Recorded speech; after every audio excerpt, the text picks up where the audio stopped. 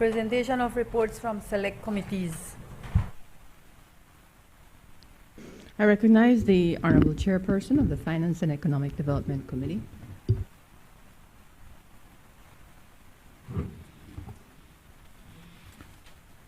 Madam Speaker, I rise to present and lay on the table sessional papers HR 51/1/14, report from the Finance and Economic Development Committee on the Customs and Excise Duties Amendment Number 2 Bill 2025, and HR 52/1/14, report from the Finance and Economic Development Committee on the Money Laundering and Terrorism Prevention Amendment Bill 2025.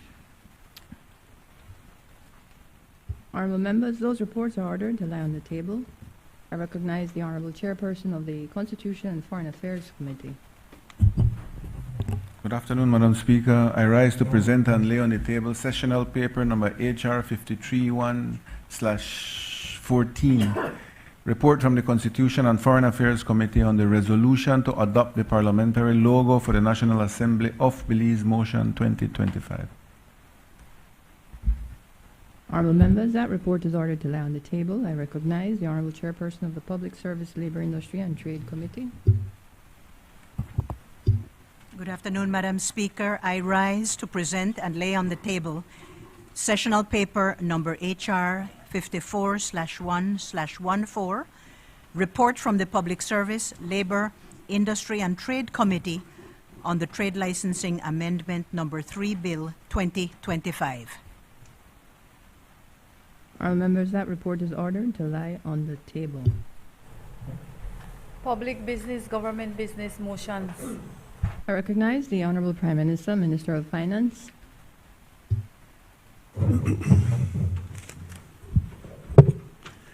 Madam Speaker, with your permission not to repeat the recitals, I move now, therefore, be it resolved that this Honorable House adopts the logo annexed to this motion to be designated as the official parliamentary logo of the National Assembly of Belize, and to be further resolved that the Clerk of the National Assembly shall be responsible for the management, safeguarding, and authorized use of the parliamentary logo.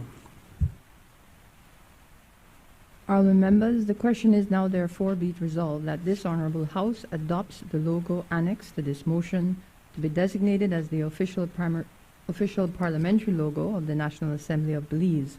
All those in favor kindly say aye. Those against kindly say no. I think the ayes have it. Honorable members, the question is and be it further resolved that the Clerk of the National Assembly shall be responsible for the management, safeguarding and authorized use of the parliamentary logo. All those in favor kindly say aye. Those against kindly say no. I think the ayes have it. Bills for second reading. I recognize the Honorable Prime Minister and Minister of Finance. Madam Speaker, this is the Sugar Industry and Cogeneration Amendment Bill 2025. I move the second reading of a bill for an act to amend the Sugar Industry and Cogeneration Project Act, Chapter 5901 of the Substantive Laws of Belize, Revised Edition 2020, to extend exemptions from taxes and duties for the continued development of the cogeneration energy project, and to provide for matters connected herewith or incidental to. Madam Speaker, I really hope we don't make this political. Basically, what we're doing, the very same act that the previous administration passed, the owners of BSI met with us and even addressed cabinet to express the deep challenges that we're meeting as an industry, both the cane farmers and BSI. In this instance, they have been making substantial investments in their factory, but they've been having so many challenges, such as from not getting in the right amount of cane that is needed, and to the rising cost of operations and so forth, and the continued need for more and more investments to be able to modernize both the sugar mill and the cogeneration plant. I think they made a compelling argument that they needed for the act that they had before for it to be extended. And so pretty much that's what we're doing. But it's also important to point out that we're working not only with BSI ASR, but we're also working with the farmers. Under former Minister of Agriculture, Abelardo Abimai, they came up with a commission of inquiry which was done through my office.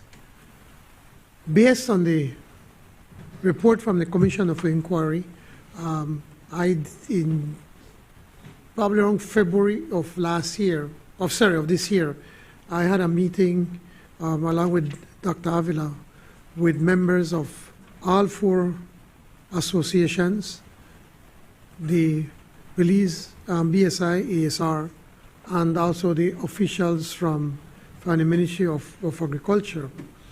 And my aim was for them to be able to take a look at the recommendations from the Commission of Inquiry and to be able to come up with a plan, a workable plan to be able to modernize the industry and to, in effect, ensure that our farmers and BSI, in effect, the entire industry could remain viable and profitable. And so based on my instructions to them, and after several months of discussions among themselves, we presented a cabinet paper to cabinet, and basically they were proposing a total of about $122,600,000 worth of assistance, or that the government that needs to be made available to the industry. On the issue of quality service provisions for farmers, this to be able to improve productivity and efficiency, reduce costs, enhance profit, and improve resilience of cane farmers. And the proposed actions, you have field operations, local mobile services, data analytics, incentives, modalities, PPPs, and networking, change management. There's a proposed budget of $3,800,000 for the germplasm evaluation and seed production, soil and water management. Again, this to increase yields, again, because of the challenge we are having right now with the fusarium fungus that has been decimating industries, not only in Belize. Well, in Belize, we managed to act quickly. Mexico, Brazil, all these countries, they have been devastated by this fungus. We need to find varieties that are a bit more resistant to that. So we want to increase yields, again, quality and income of farmers, with primary focus on family net income per ton of cane, in effect, to increase the amount of cane per acre. And we're looking at infrastructure development, creating of activation of varieties of different seeds. We're looking at seed production for some 5,000 acres on farm testing sites, and new plant fields, and then 50% net family income increase by farmers and timely production for at least another 20,000 acres of cane from insect and pest invaders. Here we're proposing to invest $12 million. Looking at the efficient harvest and delivery system, that is one of the most expensive part of the cane industry, that the harvesting and the delivery, the cost has gone up considerably. Again, we're looking at investing for about 100 working groups or harvesting groups. We're looking to invest, the proposed budget is $2,400,000. Road infrastructure and improvement. One of the biggest problems is with the road system, because almost all of it is not paved. So the plan is for long term to be able to invest $80 million in paving most of these streets, roads. What we have done is they're looking at the most important arteries that the farmers use, for instance, from Progreso to San Esteban, then to Orange Town, or the roundabout on to the mill. We're looking at San Carlos to San Felipe, because from there it's already paved. Looking at the road that connects the old Libertad sugar mill that comes from Libertad onto Buena Vista. Those are some of the most important road networks that if we could pave it, then it would make it easier for them to be able to take out not only for sugar cane, but even for people in agriculture and tourism. So the proposed budget is $80 million. Extension and training, having workshops, demos, capacity building, preparation of good practices, briefs, and so forth. We're looking at $4,400,000.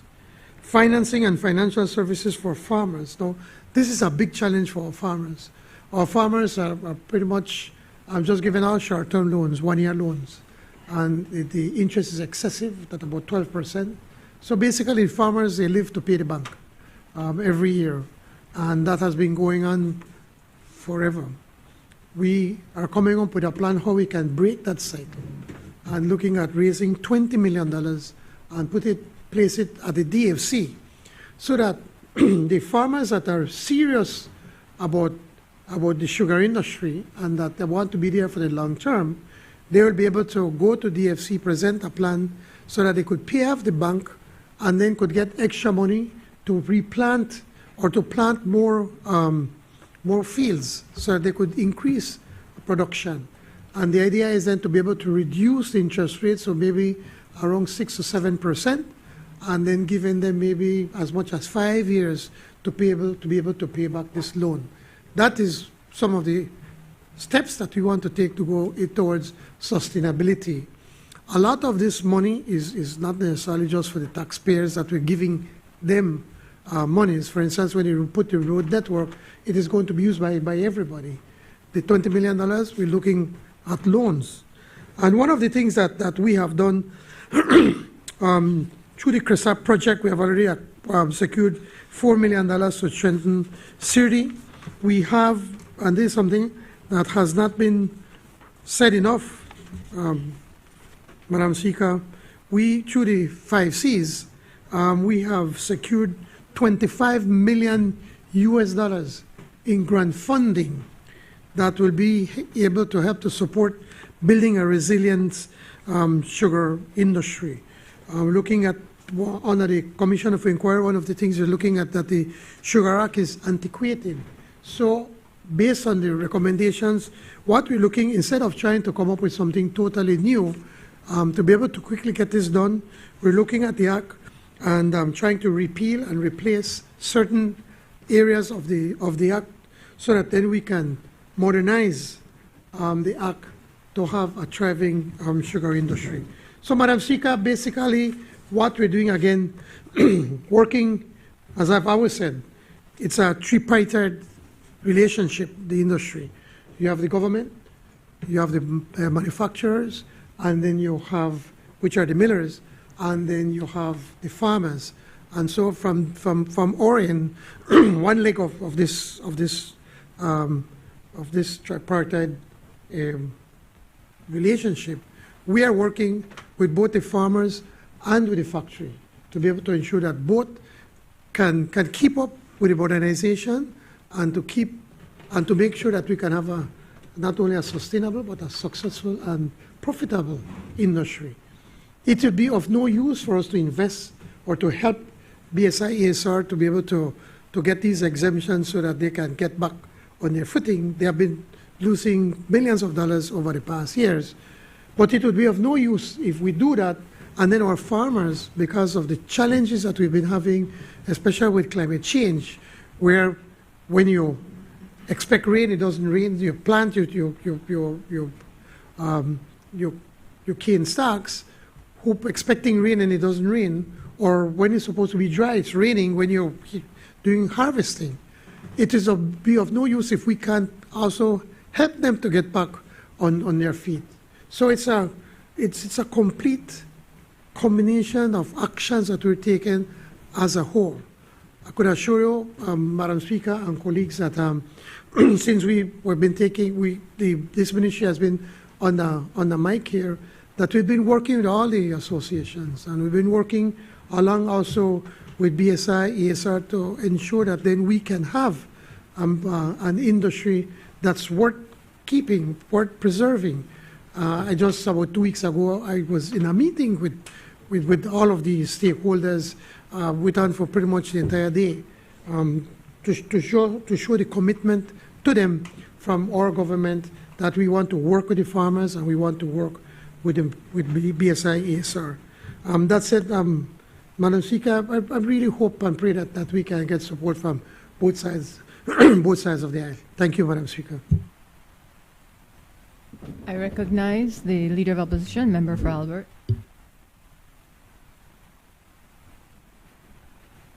Thank you, Madam Speaker, and I ask for permission to refer to my notes. I remember a time, Madam Speaker, when the government was the opposition, when they used to have a hissy fit in this National Assembly whenever legislation requested incentives or benefits to be provided retroactively.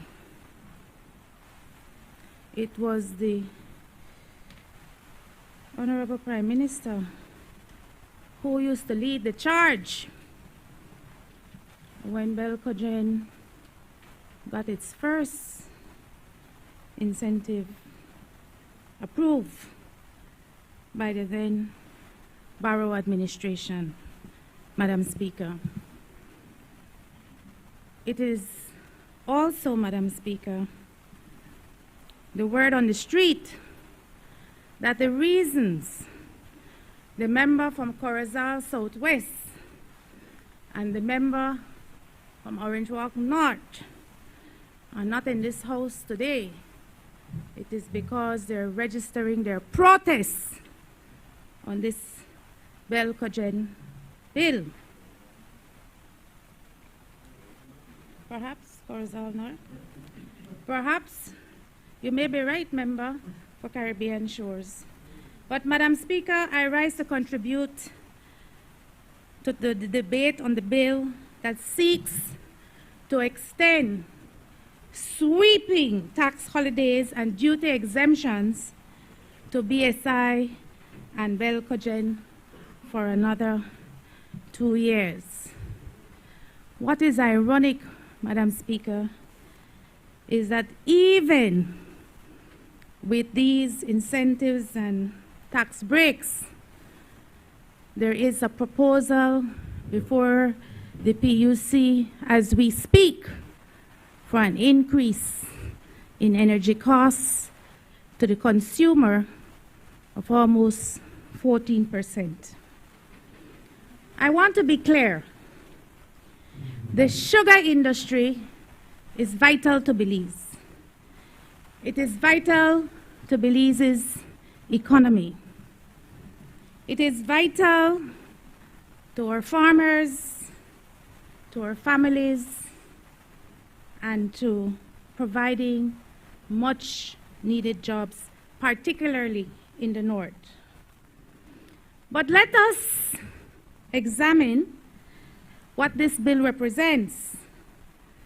And if it asks ourselves if it represents a balanced policy, sound fiscal management, and equitable treatment for all stakeholders, especially, Madam Speaker, the cane farmers who remain the most vulnerable link in the chain. For the listening public, it is important that they understand that what the bill represents. No business taxes on BSI and Belcogen. No withholding tax on interest, dividends, and payments for technical services. No customs and excise duties. no stamp duties, and retroactive application from the 1st of October 2025. Madam Speaker, where is the corresponding benefits for the farmers? Promises, empty promises, Madam Speaker, is what the farmers continue to receive. We just heard the Prime Minister offer a number of initiatives that this administration is working on, but not delivering on for the farmers. If the government is giving a decade-long tax holiday to large private entities, where is the matching relief, Madam Speaker, for the cane farmers who are struggling, as the Prime Minister knows very well, with the cost of production, with low prices, Madam Speaker, and unpredictable climate conditions? Are we creating a system where the industry giants enjoys guaranteed fiscal protection while the farmers who feed that industry continue to remain exposed? The bill, Madam Speaker, provides no fiscal note, no cost analysis, no indication of how much revenue Belize will forego annually for the next 10 years. Madam Speaker, we cannot continue to legislate multi-million-dollar tax giveaways without disclosing the national impact, especially at a time where there is reduced social spending, where there is rising public debt, and where there are austerity measures for ordinary Belizeans. Madam Speaker, the Prime Minister spoke about the partnership between GOB, the millers, and the farmers. But let us not forget the fourth leg in that, in that configuration, Madam Speaker, and that is the people. There has been clear indication, Madam Speaker, that the cost of sugar will go up, just like the cost of electricity, Madam Speaker.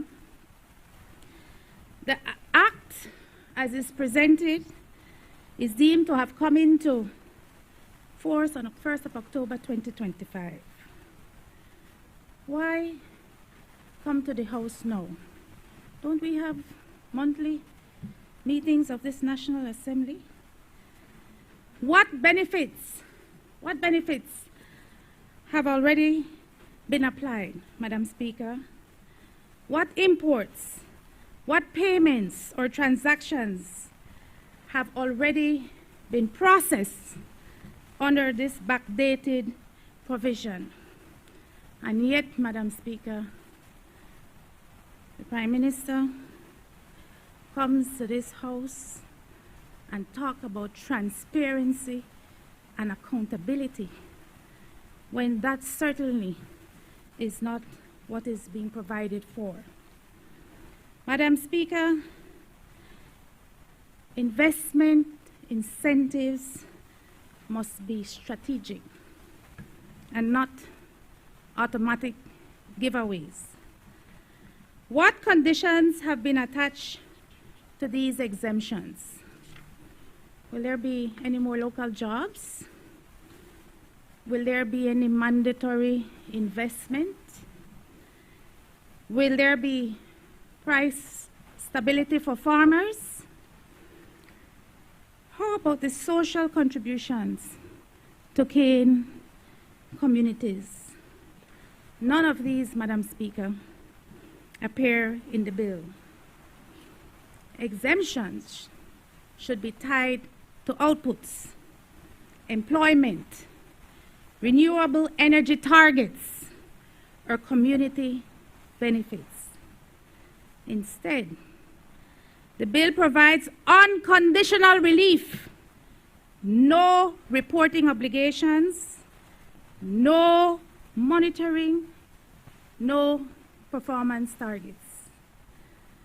Madam Speaker, this part is a worrying pattern of the current administration, enacting bills and concessions without disclosure, entering agreements without public scrutiny, and offering tax holidays with no measurable commitments from beneficiaries. That, Madam Speaker, is simply not good governance. That, Madam Speaker, is not fiscal responsibility. And this is certainly not the transparency, the gold standard that was promised by this administration that the Belizean people were promised.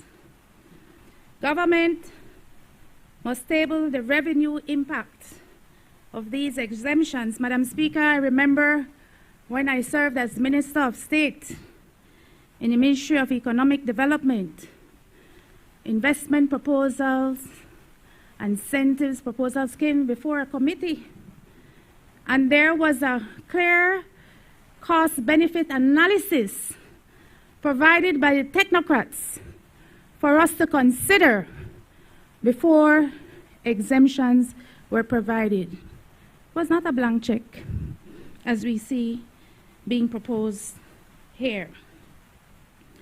If major corporations receive tax holidays, cane farmers must receive production support, price stabilization, and technological investments.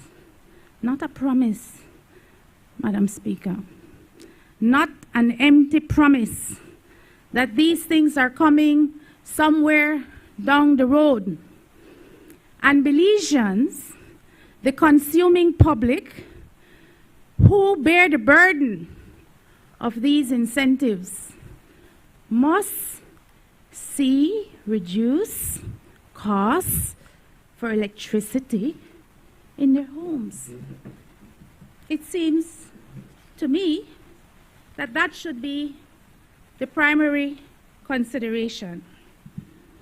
Madam Speaker, the opposition, need I be misquoted, as the Prime Minister has a habit to do, supports sustainable development in the sugar industry and the advancement of renewable energy. But we cannot support legislation, Madam Speaker, that totally disregards a key player in this supply chain, Madam Speaker. Belize deserves fairness, transparency, and balanced growth, not lopsided concessions, Madam Speaker, that leave farmers behind and continue to burden the public purse. I thank you, Madam Speaker. I recognize the honourable member, Corazal.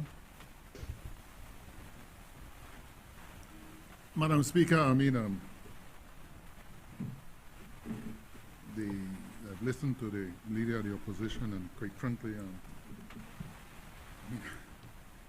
I don't know if the Leader of the Opposition remember her time in government, or the 13 years of the UDP government. Oh my God, I don't forget it at all.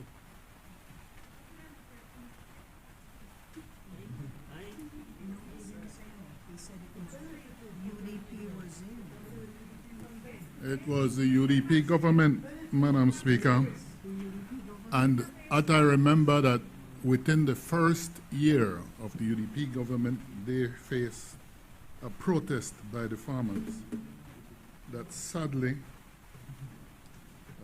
We up north lost a colleague. We, the farmers from up north, lost a colleague in that, Mr. Anastasio Gutierrez, may he rest in peace.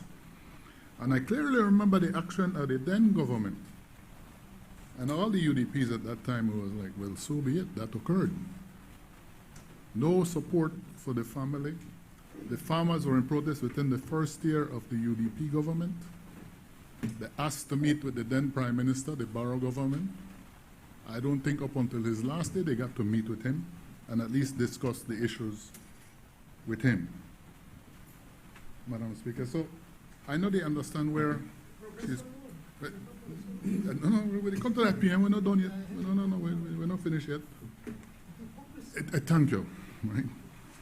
You know, I mean, I just heard the word, right? And I know, I hope I'm not being unparliamentarian, but I overheard the word just now, hypocrisy, and in a way maybe that has a relation in here to what I just heard from across the aisle, Madam Speaker. But I mean, we're talking about a balanced approach to the sugar industry.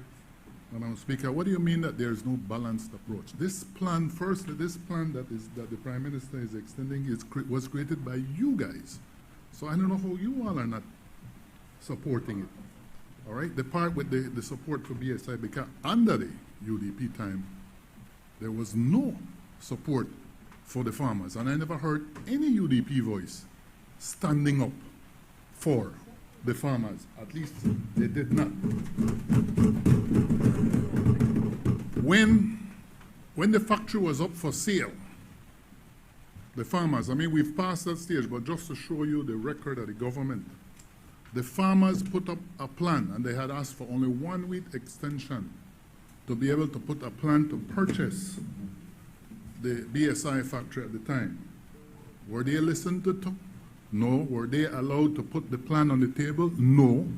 The Prime Minister went ahead unilaterally and moved on to just have the industry sold to BSI ESR. Well, that's a done deal by now. We're not arguing that, but the farmers spoke and they had interest in it, and they were not allowed to put a plan on the table.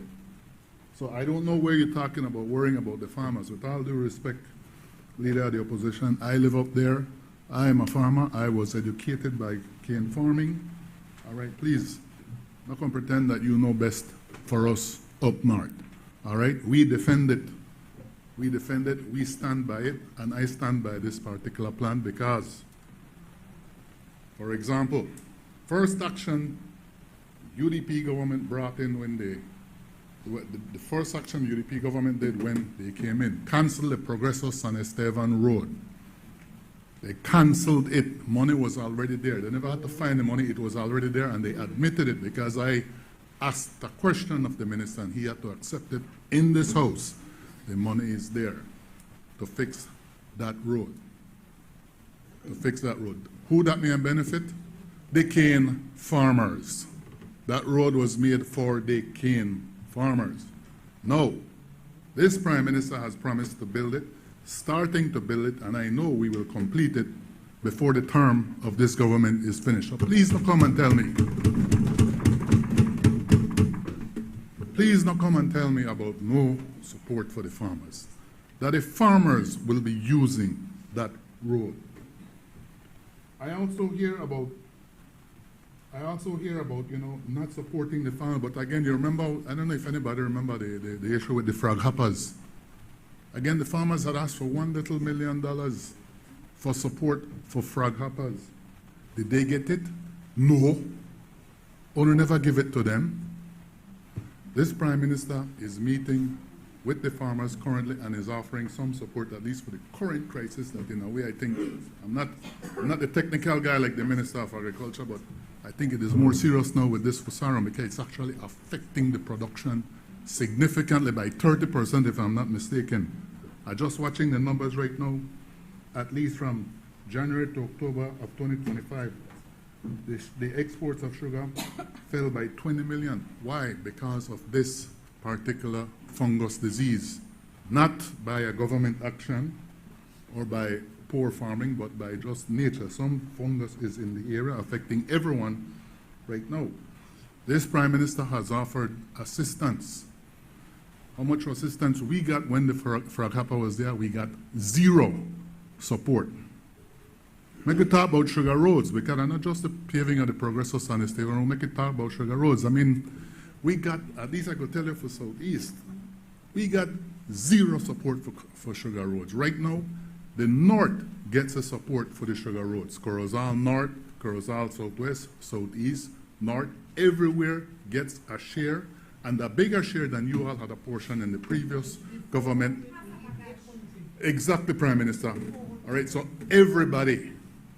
everyone is getting some support for the sugar road. And let's say we have perhaps the greatest, well, it's now the Ministry of Infrastructure and Development, not Ministry of Works anymore, the greatest Ministry of Works, forgive me, Minister, all right, that there is constant year-round support for our rural roads. So, all right, it is not just, I mean, there's the use of the rural roads, there are the sugar roads as well that go straight into the farm, all right. That's why right now in the North, we have rains right now, because I have some roads to fix that I had to delay right now. But I mean, this is the best time we are getting support for our sugar roads and for our rural roads, leader of the opposition. So please don't come and tell me about no support for the farmers. All right, please don't tell me anything about the support for the farmers. All right? I also want to talk about, you said the price of sugar. Price of sugar. I'm making my presentation. I never interrupt you, man. Work with me. All right? The price of sugar. Who would that benefit if the price increased? They're not the farmers. I may think that they may get the benefit. I may think that the same farmers you're advocating for, the same ones where they say, no, they get no support. More money in their pocket. More money to prepare their fields. Madam Speaker, the leader of the opposition, please do not come and talk about no support for the farmers. Again, I also talk about, you also mentioned, in fact, no, the then Prime Minister couldn't have time for meet with the farmers. He could meet with the BSI, ASR all the time, anytime. All Prime Minister meets with everyone. All Prime Minister meets with everyone. I remember a couple of years ago, he was already going on a trip. When he came back, he canceled the trip or postponed his trip and returned to meet with the farmers and addressed the issue head on. If I run away from it, he may go and visit the Pope. But he came back. He came back, sat down in the meeting. We were there. We, the Northern representatives, were there, sitting down with the farmers, going through the full negotiations of the issue, facing the issue head on, not sending someone to deal with it or just to crush a revolt. He faced it head on, and so it was resolved peacefully for everyone involved. So again, the farmers have a big stake. We up here, as my colleague from Corozal North, we are farmers. We are raised by farming, and right now that's why I can stand here to support it. I can speak for my two colleagues because I'm always in contact with them. They're actually traveling on duty travel right now. So you could cover it how you want, right? You could cover it however you want, all right? But Member Falbert, speak about yours. 42B. You speak about yours. He can't get up right now because he never stood up for them in the 13 years.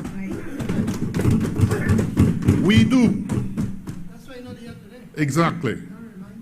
I can tell you, we stand up for our farmers. The Prime Minister hears our voice. No, there's no full argument, but we make the issues we bring on the table, and he listens to them, and he gives it the respect which it is due. At least we have that voice. And I promise you, we raise our voice where needed. All right? So I'm a little concerned, Madam Speaker, when you come in here and try to grandstand and try to send no support for the farmers. My God, the farmers are being consulted. The Prime Minister just said he met with all four different groups of the farmers. Right? I know about one of those meetings because they had approached me to ask a meeting with him. When I went with him, instantly in the next week, he gave me time, date, and place where they would meet, and the meeting went on. All right? He no refuse meetings. All right? So exactly it is his job, and he does it, unlike your farmer boss who did not. All right? So thank you for that. All right? Madam Speaker, I could go through in many other things the Prime Minister have already alluded to much of it. I just believe that we have to fully correct this falsehood that the farmers are not involved. They're going to be benefiting from this. I can tell you the progress of San Esteban Road will finally see completion where ONO cancel and actually gone in Albert Street Division. You not even at least come and thank the Progreseños that want to take away the money and put it in the Albert Street and not for Albert. Please, man, at least go up there and go thank them no, for that. All right? Please contribute something when you're done now. All right? So please, when the farmers wanted their voice heard, Prime Minister Barrow ignored them. When the farmers requested support for the frog hoppers, Prime Minister ignored them. All right? They got no support. There was no support for no farmers in those times, and I never hear on a voice at any time. You were still a citizen at the time, right? You could have at least get up and say something in the newspaper or in the news, but you did not. Please, Madam Speaker, I support this bill.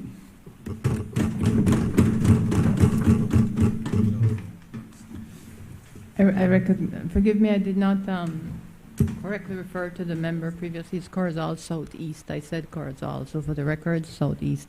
I recognize the member for Queen Square. Madam Speaker, I rise to contribute to this debate. It wasn't my intention to speak on this topic, but our colleague, the member from Corozal North, is not with us today. One thing I will say, Madam Speaker, we're not grandstanding on this situation. The cane farmers are in dire distress. Our cane farmers are on their knees. They are sinking in debt. Their fields are ravaged by disease, and their pleas for help fall on deaf ears. This is not just a crisis of agriculture, Madam Speaker. This is a crisis of conscience. The sugar industry is in a state of emergency, not because of drought or flood, but because of a drought of leadership and a flood of bad policy from this administration. Let me be clear. We on this side, we're not against investment. We welcome fair partnership. But the deal before this House, the Sugar Industry and Cogeneration Project Amendment Bill, is not a fair partnership. It is a surrender. It is a betrayal of the Belizean farmer. And it is a threat to the very soul of our nation. For 10 more years, this government wants to give away the store to ESR and BSI. 10 more years of stamp duty exemptions. And what do our farmers get in return? They get the same old empty promises. They get the same old run around on the issue of fair payment of bagash, an issue that has been a thorn in the side of this industry for over a decade. While our farmers are struggling to make ends meet, this government is busy rewarding a multinational that has failed to be a fair partner. And what about the sugar roads? The sugar roads are a national disgrace at this time. They are roads to ruin, delaying the harvest, damaging equipment, and draining the pockets of our farmers. This government can find millions in tax breaks for a foreign company, but it cannot find the will or the resource to pave the roads that lead to our nation's prosperity. They pave the way for foreign profits while our farmers travel a road to ruin. Madam Speaker, this government is in disarray. We saw the former Minister of Agriculture, a man who at least pretended to champion the rights of the sugarcane farmers, resign from his post. And who steps in? A Minister of State who is promptly whisked away to Florida, not to meet the struggling farmers, but to tour refineries with the Vice President. On a point of order, Madam Speaker, please. What's the point of order? Madam Speaker, standing orders require that when we are debating a bill, that we debate to the bill. I am very disappointed in the Lord Counsel that he's actually reading from a paper as opposed to debating the bill. And in fact, he should have sought leave from you before reading the paper that he's reading. Thank you, Madam Speaker. Madam That is a Speaker, standing order. You it must is a pass. standing order, and I respect the standing order, and therefore I request permission to use my notes in this presentation. After the fact, I'm generous. It's Christmas. Thank But you, it is Madam to Speaker. refer. Thank you. Thank you.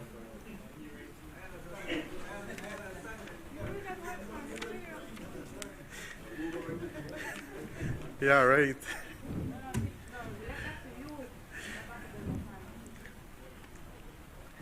The message is clear. The government priorities are not in the key and fields of Orange Walk and Crozal, but in the corporate boardrooms of the United States. The human cost of this neglect is staggering. The 2024-2025 crop season was a disaster with record low output. Farmers are battling pests and diseases with little to no support. They are facing a crippling labor shortage. And while they suffer, this government offers them scraps on the table. This isn't just a problem for the North, Madam Speaker. When the sugar industry suffers, all of Belize suffers. The economic fallout will be felt in every corner of this nation, from the villages of Toledo to the homes and hard-working people of my constituency, Queen Square, who will see the price of everything go up when a pillar of our economy is allowed to crumble. We on this side say it is enough. We will not stand by while this government sells out our nation. We demand clear, enforceable commitments. If BSI ESR is to receive a tax extension for 10 years, then we insist on giving our struggling cane farmers reciprocal benefits. That means, first, a fair and transparent payment system for bagash. No more excuses, no more delays. Our farmers have waited long enough for the basic justice. Second, a stabilized minimum price for cane so that our farmers can have some measure of security and can plan for their family's future. Third, direct support for disease management and infrastructure so that money gets to the people who need it most, the farmers themselves and their communities. Fourth, transparent reporting from ESR, BSI, so that the Belizean people know exactly what they are getting in return for their generosity in the tax breaks. Madam Speaker, a sugar industry that favors only the miller is not sustainable. One that protects its farmer, its people, surely is. This government has chosen its side, and it's not the side of the Belizean people. Let the record show who stood for the farmer. We stand with Belize, we stand with the farmers. Thank you, Madam Speaker. Just a gentle reminder, members, when we say refer, it has a meaning. So let's refer to statements and not read speeches or statements. I ask for your indulgence and your compliance. I recognize the member for Orange Walk East. Thank you, Madam Speaker. I had no intention to speak on this bill, but may I remind the Honorable House, and especially all members from the opposition bench, that if it was not for a PUP government, we would not have had a sugar industry in this country. Madam Speaker, as I offer some remarks, I would ask that I be able to, I quickly wrote something here while listening to the leader of the opposition and the other member. I want to say that I support this motion, this bill for the Sugar Industry and Cogeneration Project Amendment Bill 2025, not only as a member of cabinet or government, Madam Speaker, but as a representative who have cane farmers within my constituency that is home to many hard-working cane farmers and families who also depend directly and indirectly on the sugar industry. But you see, Madam Speaker, the leader of the opposition and her members over that side of the bench would want to paint a doom and gloom picture over the entire industry. Let me also remind the members that it is this PUP government who have invested millions and millions of dollars of support to the sugarcane farmers, to the industry, so that we could keep the industry surviving. Madam Speaker, for us in Orange Walk East, sugar is not an abstract policy issue. It is a way of life from our people in Tower Hill to Santa Marta and surrounding areas. Our farmers rise up every morning very early, work long hours, and depend on a system that must be efficient, reliable, and fair. And so what this bill does, Madam Speaker, it provides the legislative certainty needed to sustain and strengthen the system, particularly by the support of cogeneration and improving overall productivity within the industry. You see, Madam Speaker, as I said, what the leader of the opposition fails to have said is that this bill extends beyond production. Improve efficiency in the sugar industry must go hand in hand with improved infrastructure, as the Prime Minister rightly highlighted in his presentation. And so the rehabilitation of these key sugar roads, these key outlets, and I would also want to plug in there the Santa Marta Road. These are critical parts, and it's very important for our farmers who transport their cane and their crop, but it's also important for our residents, for businesses, and service users who also rely on safe and reliable access. Madam Speaker, when we improve the infrastructure of these sugar roads, this means reduced delays in delivery, lower costs for the farmers, and more timely delivery of sugar cane, which ultimately strengthens the entire sugar value chain. Madam Speaker. So, Madam Speaker, this Speaker, bill... on a point of order. The relevance, point of order. The relevance, Madam Speaker, we're talking about an incentive to BSI Belcogen. The member for Orange Walk East is speaking about some proposal for sugar roads that is not before this National Assembly, Madam Speaker. I think the leader of opposition, Madam Speaker, is being very, very... I don't want to say what I want to say in the House, maybe. Because the Prime Minister was clear. He highlighted the various areas that the bill will propose, the investment that will come, not only in the industry, but the infrastructure is part of this as well. Madam Speaker, so I don't know where Madam the Speaker... Madam Speaker. I'm not going to yield, Madam Speaker. Yes, there is a point of order. Madam Speaker, the bill before us is the cogeneration incentive bill. It has nothing to do with broken promises that this administration hopes to deliver on to the Belizean farmers. Heard the point of order. I've also heard contributions, the 3 contributions so far on this debate, and there was reference to sugar roads. There was also a reference, I believe, that sugar roads are in a deplorable state. That was one comment. Member is reacting to those contributions. Continue, member. Thank you, Madam Speaker. I think we'll put... They're not going to throw me off because I don't know easy body to throw off. So, Madam Speaker, what I was also saying is that this bill supports our farmers. Because I heard the leader of the opposition said, oh, we're not supporting the farmers. This bill will support our farmers, our workers in the industry, the transporters, and the communities who benefit from this industry. Therefore, what this bill is doing, Madam Speaker, is reinforcing the government's commitment to rural development, economic stability, and ensuring that traditional industries like sugar industry continue to modernize and remain competitive. That is what we are doing.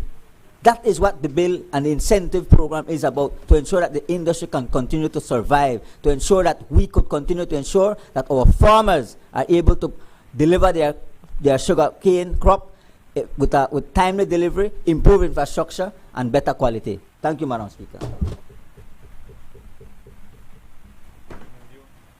I recognize the member for Dangula. Sorry, Madam member for Speaker, Stan Creek.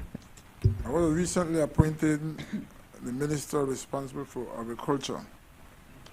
And I see when an investment has been made, initial investment, they will always require an incentive, because you don't know exactly what will be the plans as you proceed. And after a period of time, then you will say, okay, I'm now making a profit. I'm prepared to pay all the taxes due to the country of Belize for the benefit of the Belizean people. While I'm new to the Ministry of Agriculture, I work in the agriculture industry for 23 years before coming to politics. I know exactly what the strain the people in agriculture are going through, and a responsible government, if you want to secure for the people of Belize, will have to give incentives for them to survive until they be able to make a profit margin. And I want to also thank the Prime Minister to recognize the effort, the issue in the citrus industry. And they have agreed that they will give also an incentive, also assistance every year to make sure the citrus industry come back to its original state. By doing that, we will create activities for our people. So as the minister responsible, I want to say I support it 100%.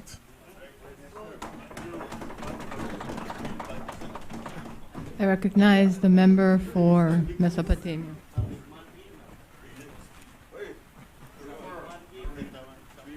Thank you, Madam Speaker. I couldn't resist, my buddy. I really couldn't resist. You know, Madam Speaker, I am no expert in farming at all. So, what I do last night, when I get the supplementary papers in, after 4, between 4 to about 8 o'clock so, apart from my busy schedule, I make some phone calls to some of my friends from the north who work in the area. No bias, no he.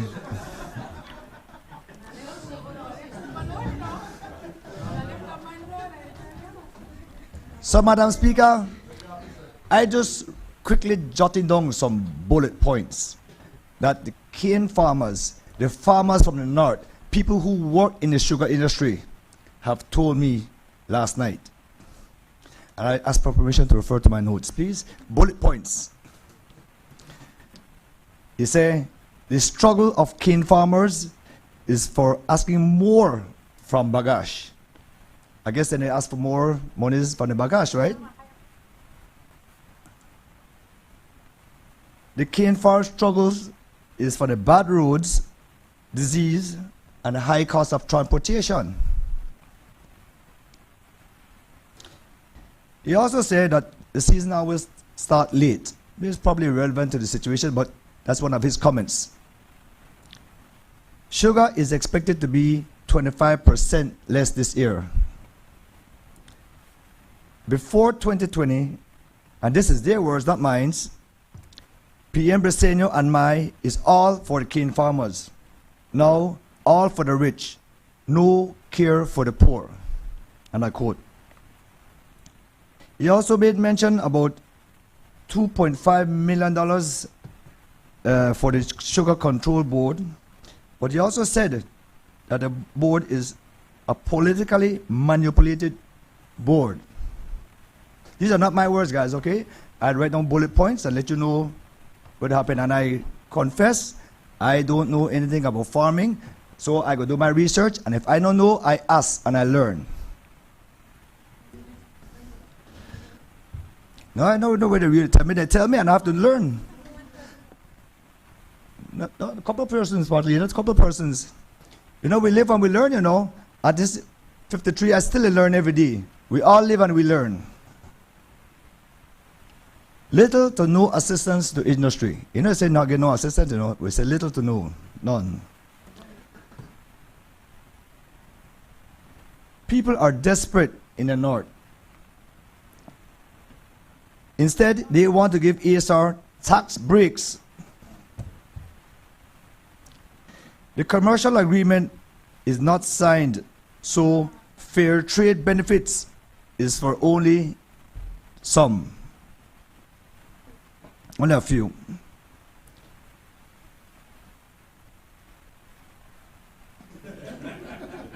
Yes, you know more than me? You know more than me. Members, please let's allow the member to. No, my file is not less than nothing, you know. My file is not less than nothing.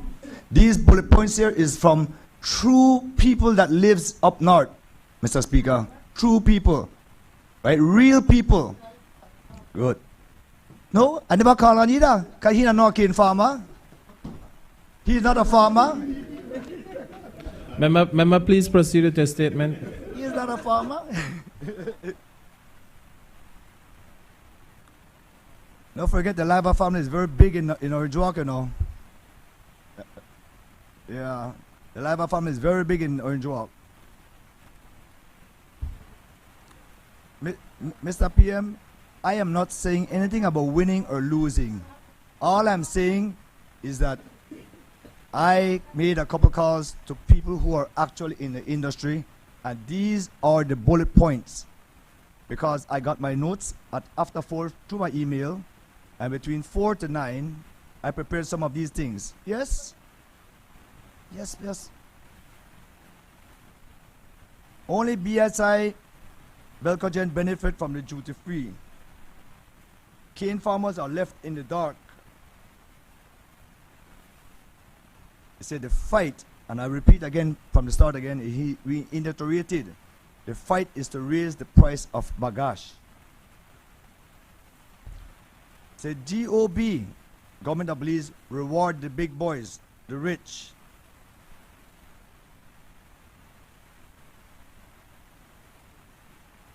The prices for is not looking good for the sugarcane industry, and expect a short crop season. Mr. Speaker, these are bullet points. I am always very respectful, and I admit when I'm wrong, and I'm not always wrong. Sometimes I'm right, and when I give the hard facts, the other side just come, yeah, they dance on the issue, they throw out 2 insults. That's okay, it's all part of the game. It's not okay, okay, it's not okay. But guys, there's a lot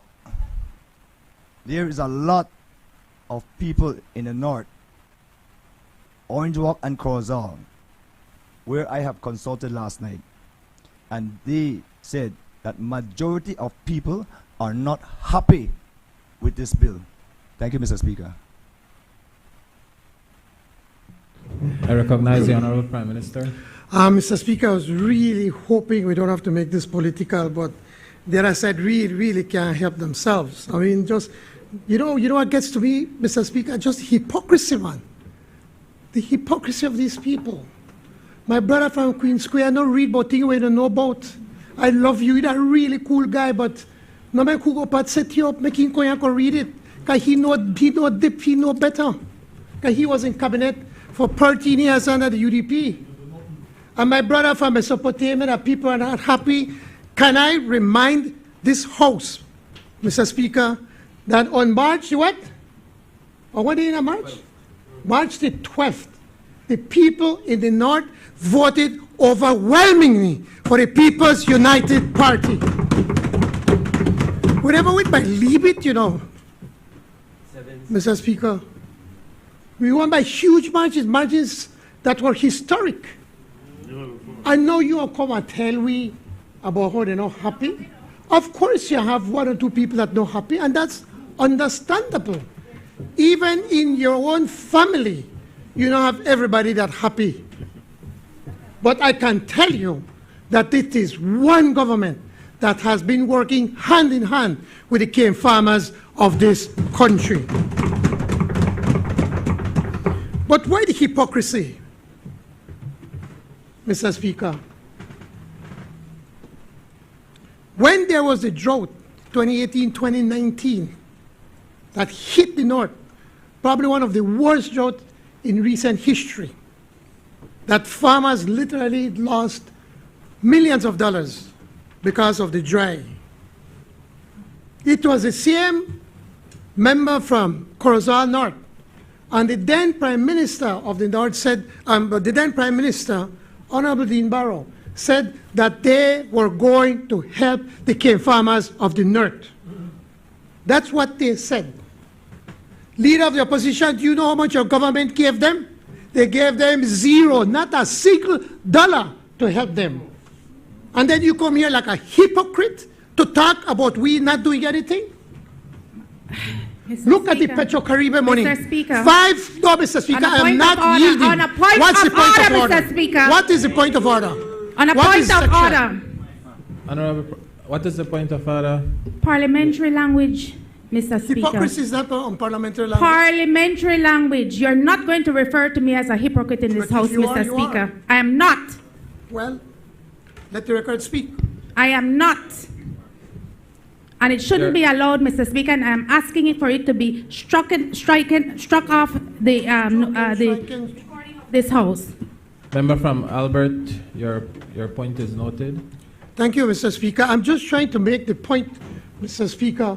You see, when you use this kind of word, it's when you start to talk about accusing, when you don't look at yourself in the mirror. The previous government did nothing to help the cane farmers. On a Petro-Caribbean, well, it was about $500 plus million from Petro-Caribbean. What monies did they do to help the cane farmers? Nothing. And then you come and accuse us? Let me point out something, and that is why, Mr. Speaker, I was begging them, let's do the right thing for one time. Don't make we fight over everything. Let me point out, Mr. Speaker, as it speaks right now, not promises, we already have $4 million from the CRESA project for the cane farmers, for CIRDI, Tree Cane Farmers Association. We have another $8 million that we're getting for Fusarium. We don't get $2 million already. And because of that action that we took, member from Mesopotamia, this crop is going to be way better than was expected. Because we took immediate action. When I went to Cabinet, I said, you know, we really need to help immediately. Even though things money tight, we found $2 million and gave it and went and sprayed thousands and thousands of cane fields. That shows true leadership and understanding to the plight of the cane farmers. We negotiated, I think with the GCF, a grant, $50 million. We've already started to implement. That $50 million is going to be used with the cane farmers. And then you come and tell me we do nothing? We're wrong, we do not. That when you say these things, you all look bad when you, I know you want to try to score political points. But when you come and say untruths in this house, that is when you look bad. $50 million has been administrated by the 5 Cs. And if you don't believe me, leader of the opposition, go and speak to them. Go and speak to Dr. Young, who worked under the UDP administration, but we work very well with him. Go and ask him. That is not a promise that $50 million. We gave the cane farmers $2 million in fertilizers for fertilizers. How much did you give the farmers for fertilizer? Zero, man. That is the hypocrisy when you come to this National Assembly and when you come and say untruths that we're doing nothing for the cane farmers. Just with this, Mr. Speaker, and then we are right now negotiating. We are negotiating. I did not interrupt you, Mr. Speaker. When the member from Albert was speaking, I did not interrupt her for one single moment. So I'm asking her to have the respect and the decency not to interrupt me. Member from Albert, please let's allow the Prime Minister to finish his statement. We just explained, Mr. Speaker, that right now we are negotiating along through the Central Bank and to DFC $20 million that we want to make available to the farmers so that they could pay off their loans at DFC, at the banks, and then to be able to get lower interest rate and pay longer periods so they could plant more cane. And then you can come and tell us we do nothing? She comes, the leader of the opposition comes and tells us that we gave no report on what kind of taxes we are giving up with this. First of all, it never comes to the House. It has never happened. They didn't do it when they brought this bill. Ask her if they brought it to the House. They did not. But more importantly, she or her members could have asked in the House committee I want the people from investment, the Ministry of Investment, to come and tell us how many taxes we are giving up. But they don't do that because they want to come to the National Assembly to grandstand. You have that information available. And then she likes to talk about fishery committee and committee. This comes to the cabinet. And the cabinet gets the entire information, the entire breakdown of everything that's being given up and what we are going to get in return. So it's not something that we don't have the information. And she could have gotten it. She could have got. So why did you ask for it? What? See, there you go. Member from Albert, please allow the Prime Minister to finish his statement. I repeat, Mr. Speaker, I respected the leader of the opposition when she was talking. I did not interrupt her. Now I am answering the very same things that she brought up. She brought up that we did not bring that information. And I'm telling her that in the House Committee, she could have asked for that information and she may get the information. It just brings home the point that all she wants to do is grandstand in this National Assembly. And then when you grandstand like that, then you end up, they look bad, and they want to try to throw insults across the aisle. There you go again. There you go again. There you go again. When you were speaking, I did not interrupt you. Then she wants to talk about the social contributions. Keeping the industry alive is the biggest social contribution for the North because people are working. The farmers continue to deliver.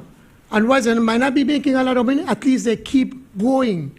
An industry that was brought about by the People's United Party government. And I want to talk about, are we going to make BSI ensure that they have renewable energy? That's what they've been doing. Belcogen is renewable energy. They get the bagasse, they burn the bagasse, create energy, use the energy for the factory, and the rest they sell it on to the grid. But you know when they want to send some things to make them sound smart or like they know what they talk about, they don't think when they get up just because of partisan politics, because they want to make a point. When you all were in government, and it's right, ask your leader, the Honorable former Prime Minister, how many times did he meet to the cane farmers? Whenever there's an issue in the North, it doesn't matter if I have any event, I cancel that because the cane farming industry is paramount for this government. And I sit with them and I talk to them and I listen to them and I try to work a broker to broker an agreement between both parties. I don't shy away from the cane farmers. And you're right, brother member from Corozal Southeast, when you asked me to meet the leaders, I met them in my house. I invited them to my house and I sat down and I talked to them. I didn't hide away from them. And when they were having the blockage and kind of riots out there, we never sent the BDF to beat them up. We never sent the BDF to kill our cane farmers, like what happened under the previous government. When we stood up with the cane farmer, when was it, 2018? Remember? And we stood up by Toll Bridge. They threw tear gas at us. They had the police shoot a can of tear gas right between my legs. Yes, that's what they did. And they were manhandling us. When they were blocking the gates, we did not send the police to manhandle them because we sit down and we talk to them. That is the difference between that side and this side when it comes to dealing with challenges that we face. There's so many things that the member brought up that, what kind of price stabilization do they give the cane farmers? Yet, for the next side of the month, I hear they increase the price of sugar. Make up your mind, what is it that you want? Because 2/3 of that will go straight into the pockets of the farmers. The sugar roads, it's important to point out. They could have paved the road from the 77 to Orange Walktown, because that's what the cane farmers they use, but they did not. Who did it? We did it. We had the money, and they signed the contract, and maybe we need to make that come to light. A contract was signed under the PUP government, under the Musa government, and they started to work on that road. Already several $1 million were already spent because they were raising up the road. And as soon as the UDP came in, they broke that contract. And they took that money, and where did they put it? In the Albert division, the division of the leader of the opposition. Yes, not even thank you, he said yes. And then you know what's this? And this is a lot of what people don't realize, Mr. Speaker, that the people that got that contract went to court. And then they were not getting anywhere. When Brother Dennis took over that case, all of a sudden the government decided to settle. Millions of dollars were paid to that to those contractors for breaking that contract, and no road was built. And on top of that, I think there was about $11 million of free money from the EU that was going to be used to pave that road. And you know what happened to that money, Mr. Speaker? We lost that money just because we had a spiteful UDP government back then. And then you come here and talk about these things. You should not. I really thought that you'd have come and said, you know, farmers need help. Look, we try to help the farmers, but yes, I understand why we have to do this. That's what I expected from you. The same Belcogen, BSI, the factory, the act that we're signing, the Sugar and Industry Cogeneration Project Act. Mr. Speaker, you know when this was signed? This was put into act the 1st of October of 2012. Who was in government? It was our government. All we are doing is amending the act, the very act that the UDP passed, that the UDP supported, so that we can be able to help and to work with BSI to ensure that they can be sustainable. Because if they continue having losses, what do? You shut down, you close down, and that's something we cannot afford.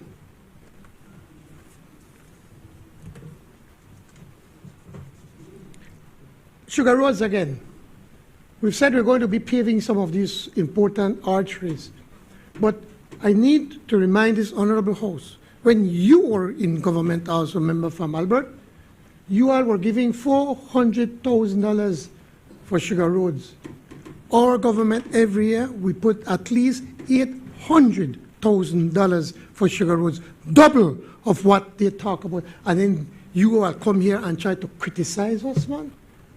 But look, we work on some things that are good from time to time, and not everything you have to be so cantankerous about and gravelicious.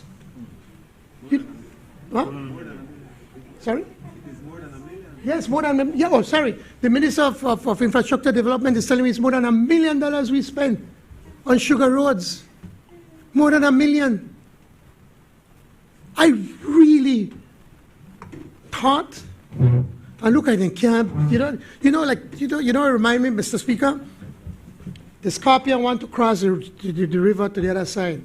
And they tell the toad, give me a ride across. The toad say, I can't give you across, I can't because you want sting me. He said, no man, carry me across. And when they're halfway, the scorpion sting the poor frog. And when the frog is dead, he tell the scorpion, he said, man, why you do this? He said, look, now the two away and drowned. The scorpion said, I can't help myself. That's exactly what the other side would be right now. I thought that they would have been something and to come and to help us. This is something good for the industry, Mr. Speaker. And we are working for the cane farmers. And my brother from Mesopotamia, there are 5,000 cane farmers. And I'm sure you could find 10 of them. I'm sure you could find 50 of them. You could find 200 of them that are not happy.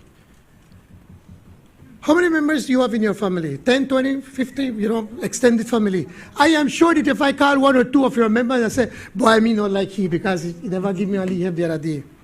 In my family, it happens too. So obviously you call, maybe your father-in-law tell you to call. And I know your father-in-law very well from I'm a little boy. rabid UDP, but we good. But rabid UDP. So maybe you call the wrong persons. Mr. Speaker, I was hoping you were going to finish early, but let me mention again about the issue of the bagas. All of a sudden they talk about bagas. As if now they're experts in the bagas. The bagas is a private transaction between the farmers and the millers. The government can't get involved between these two when it's a private transaction. We could encourage, but we can't force them because it is a private transaction.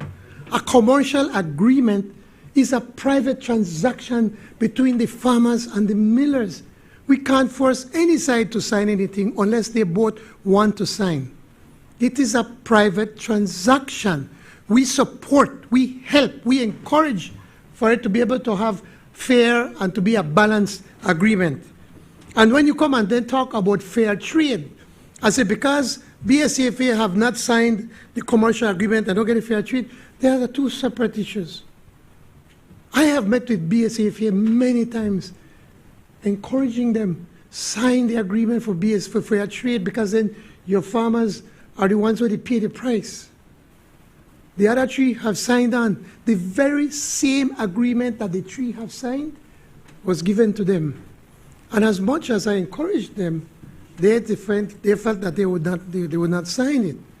And that is why they not paid, because they did not sign the fair trade agreement. You know, we could have talked this privately, you know, and I could have made school, you know, and leave it. I am a cane farmer too, you know. I am a cane farmer. I am still a cane farmer. I am still a cane farmer. Proud cane farmer. I used to drive tractor, not anymore. I used to deliver cane. I used to harocho. They back the cane when the trailer stuck in the mud. We have to go up there, grab beat bunch by bunch and walk through the mud. No, that's hard work. That's why I know they say that school. When I'm in a Ford farm, I'm a big man, and I want to come home from school to go work here in the field. And my brother, but you crazy? Best decision, I stay at school. That's why I encourage everybody, stay in school. So I know the plights of the farmers. We live with the farmers. So we would never do anything to hurt the farmers, but more to help them. But it is a partnership. And I really wish that the other side, Mr. Speaker, today, you know, at Christmas time, make we have the Christmas spirit and come here and support us. That said, Mr. Speaker, I urge both sides of the House to support these amendments. Thank you, Mr. Speaker.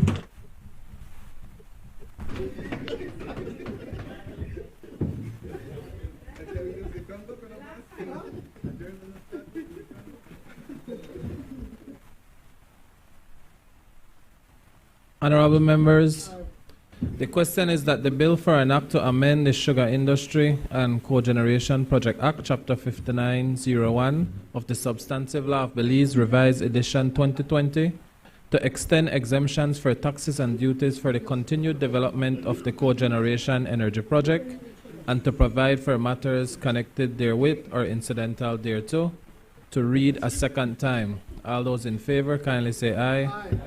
Those against, kindly say no. I think the ayes have it.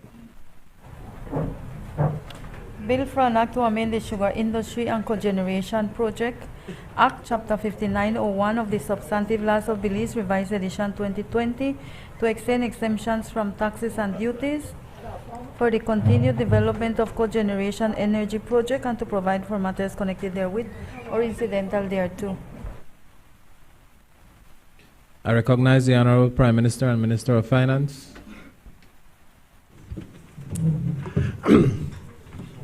Mr. Speaker, again, I think I've already explained now.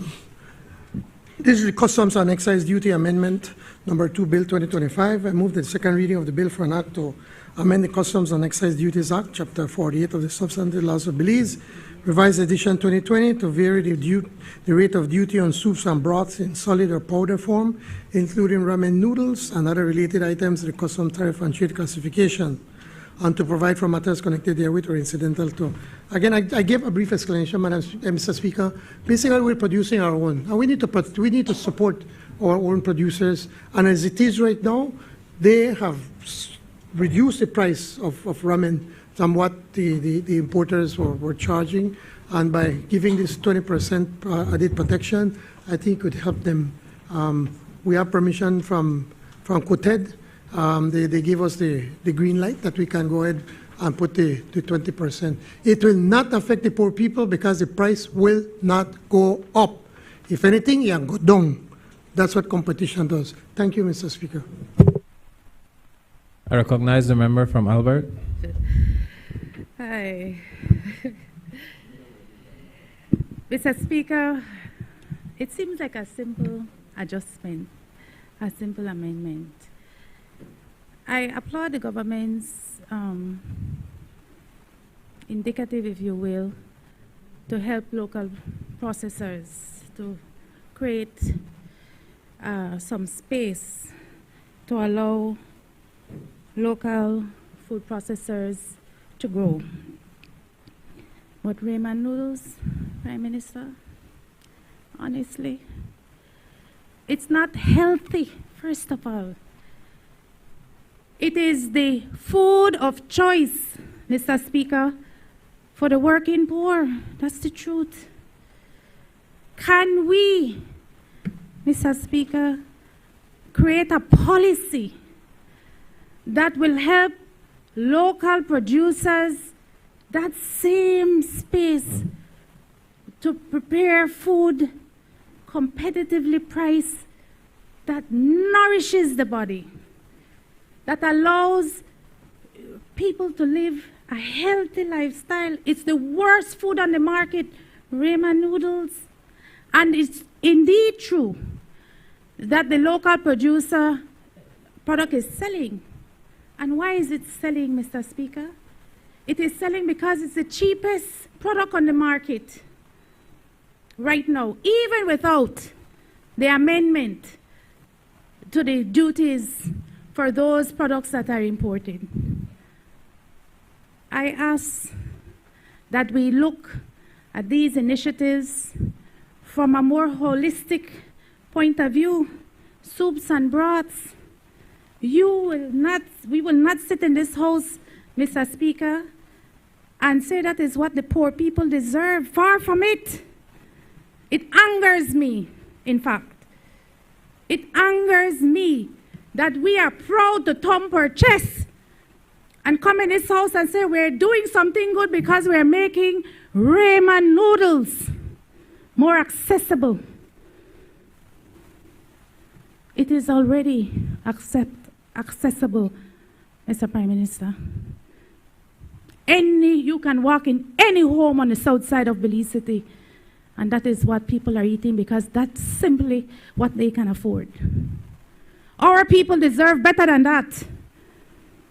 And if we are going to help our local producers and our local food processors, let us create a policy that helps them across the board. That we prepare food that will help us to have a more healthy lifestyle, particularly the working poor. I have very mixed feelings about this small amendment, Mr. Speaker, because it provides no link to our national food security, no link to our food chain in this country. Yes, we want to help a particular producer and give that particular producer some space to grow, Mr. Speaker. But I beg us, if we care about the working poor, the way this administration comes here every meeting to tell us that you support the working poor, at the end of the day, we're talking about ramen noodles. You should be ashamed of yourself, Mr. Prime Minister. Thank you. I recognize the Honorable Prime Minister.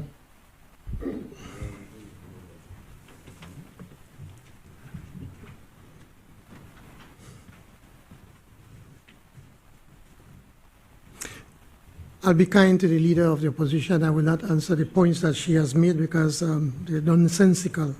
But I just want to make one point. I don't know if she realized that Belize is the only country in Central America that's self-sufficient when it comes to food. And that did not happen under the UDP. It happened under this government.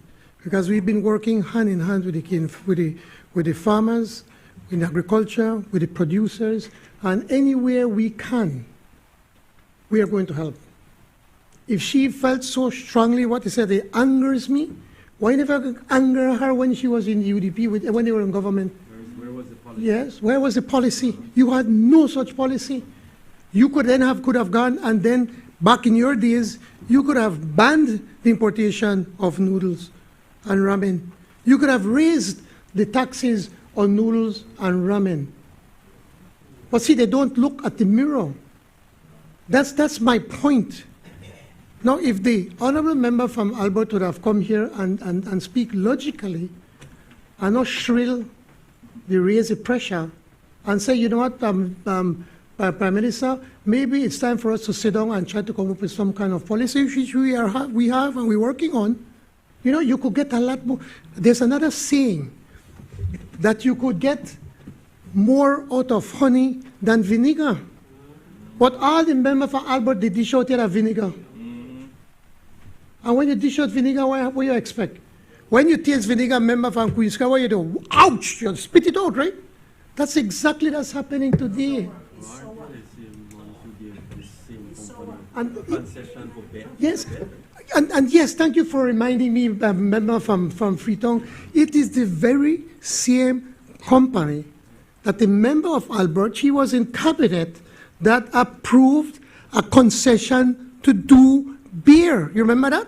You remember that, member from Albert? The same company that then you will support for get beer. Yes, and there was a whole scandal of what was happening at the beginning, because a certain member in cabinet made dish out gifts around. And then the then Prime Minister said, no, he stopped it initially. But eventually they went to produce. And there's nothing wrong if you want to support more production and local companies. There's absolutely nothing wrong with it, member from Albert. I'm not condemning you for supporting them when they did the thing for the bear. They're producing flour. Right, yes, I'm not condemning. Member from Albert, please allow the Prime Minister to finish his statement. You like dish, but you don't like when they dish to you. Do so, not like do so.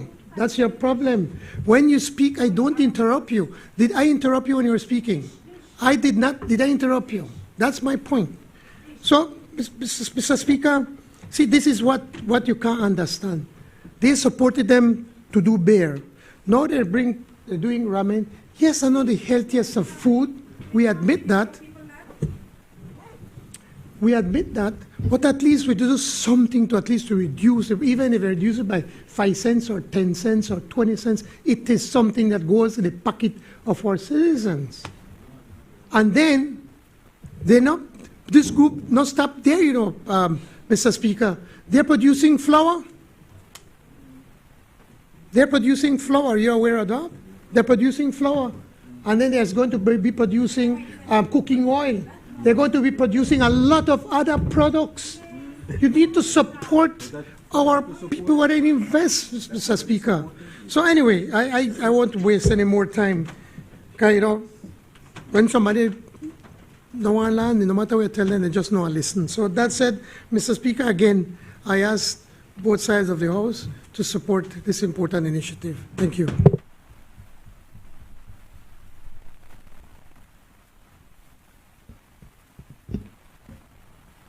Honorable members, the question is that the bill for an act to amend the Customs and Excise Duties Act, Chapter 48 of the Laws of Belize, Revised Edition 2020, to vary the rates of duties on soups and broths in solid or powder form, including robin noodles and other related items in the custom tariff and trade classification, and to provide for matters connected therewith or incidental thereto, be read a second time. All those in favor, kindly say aye.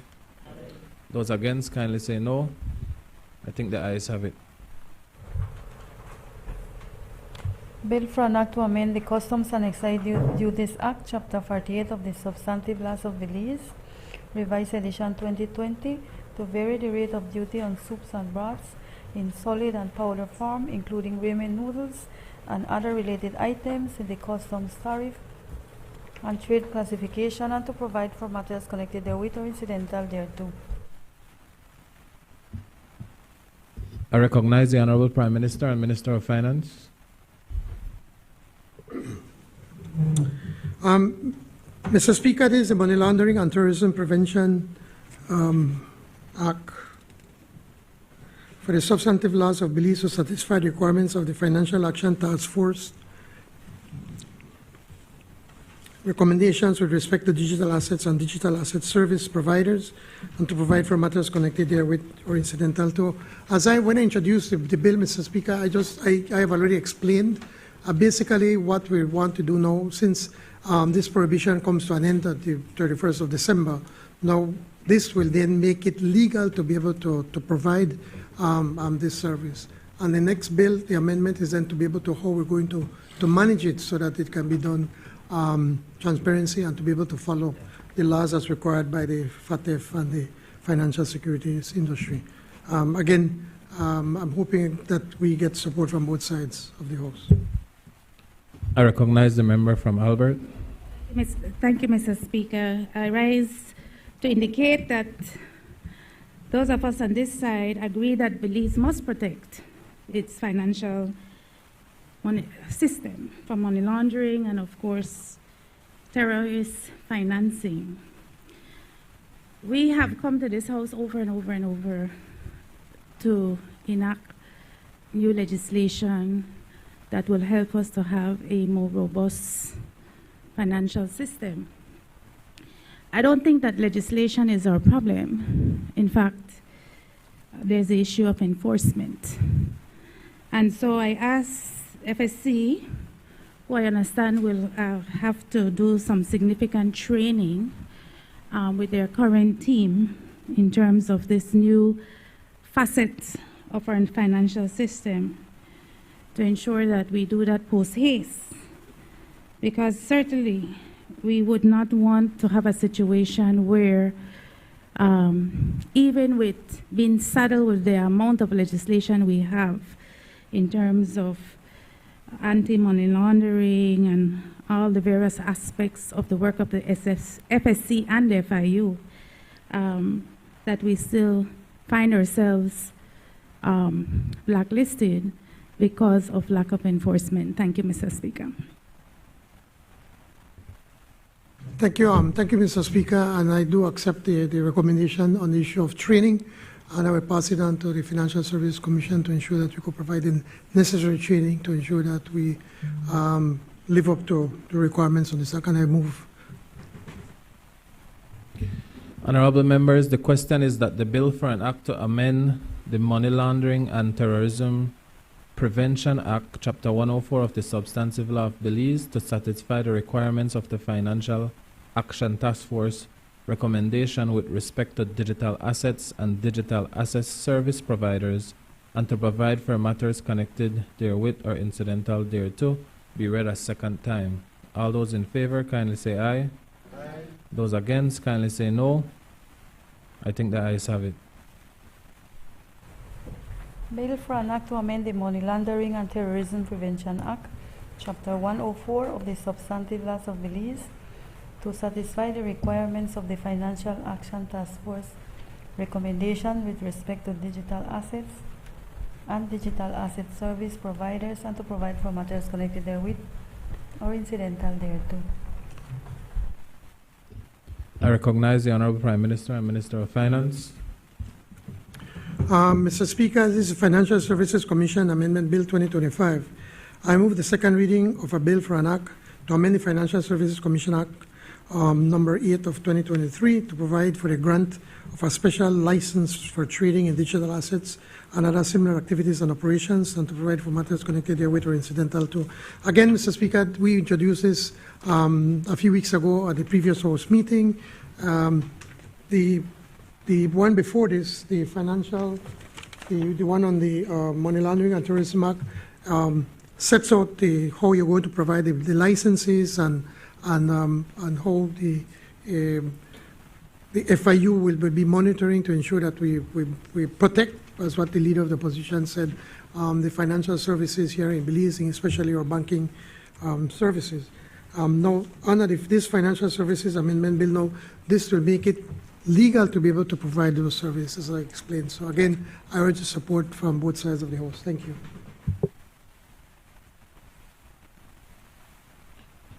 Honorable, I move.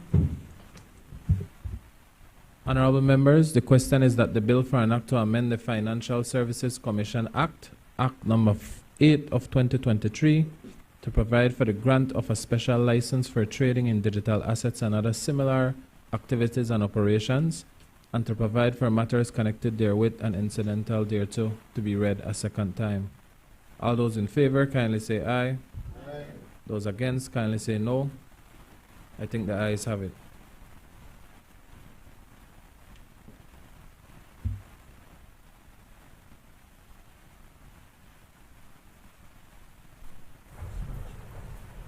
Bill for an act to amend the Financial Services Commission Act, Act number 8 of 2023, to provide for the grant of a special license for trading in digital assets and other similar activities and operations, and to provide for matters connected therewith or incidental thereto.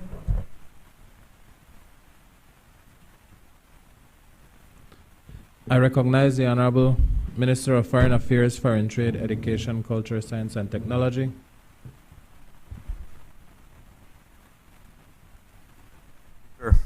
I rise. Mr. Speaker, this is the Judges' Salaries and Pensions Bill 2025. I move the second reading of a bill for an act to provide for the salaries, pensions, and other conditions of service of judges of the High Court of Judicature and the Court of Appeal.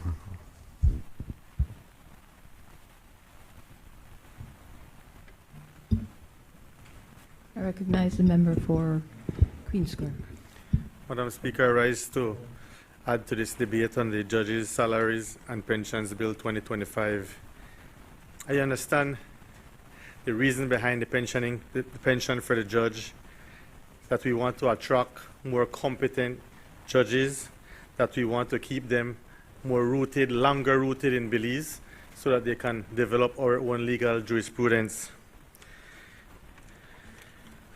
My only bone of contention, is, if there is one, is the vesting period of the 5-year for pension. It's really historic, and it's the first time that this country will see such a short pension period of only 5 years. The public service, they have a 15-year pension period.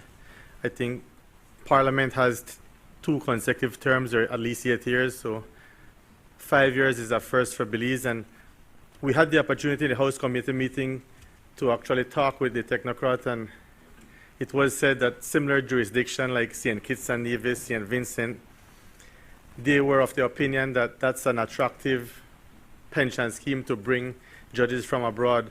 The concern with the 5-year period that we have on this side of the House is that when you look at St. Kitts and Nevis, for example, these are small, tiny islands that's all in the middle of the Caribbean. I don't think Belize has to do all that to attract judges. We are a jewel. We have many different things to offer. In fact, the judges' salary have been raised. I think the benefits have been raised. I think we have a robust package as is. I would just like to see that when you think about a pension scheme, my first thought was that KHMH, for example, those workers have been screaming for a pension scheme, and they were negotiated over a decade. They spent trying to get an established pension scheme, and what we had was a simple compensation package where they now receive 5% of their annual salary, and the judges come here And don't get me wrong, I'm all for the pension scheme for judges, but when we don't negotiate it properly, I feel like the Belizean people lose. I feel like the taxpayers of this country lose. And in the end, I feel that we don't have the real crunching of the figures when the bill reaches the House, for the fact that there's not a cost schedule that shows exactly how we reach to these numbers. We don't know what we are losing in giving out this type of pension as compared to just maybe raising the judge's salary a little more. So that's the trouble that we on this side have with supporting this bill. Thank you, Madam Speaker. I recognize the member for Albert. Thank you, Madam Speaker. I rise to make my contributions to the Judges and Salaries Pension Bill of 2025. Madam Speaker, there are a couple of things. First, there is that the bill promises judicial independence. However, it is the executive who will determine all the critical financial arrangements under this new bill. Salaries, allowances, contribution rates, pension levels, spousal pensions, they're not in the bill.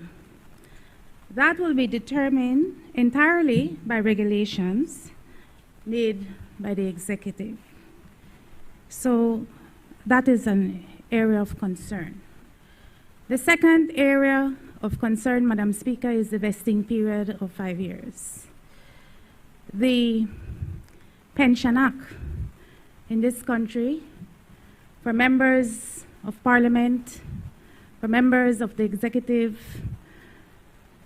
say that you're pensionable after 10 years. In the public service,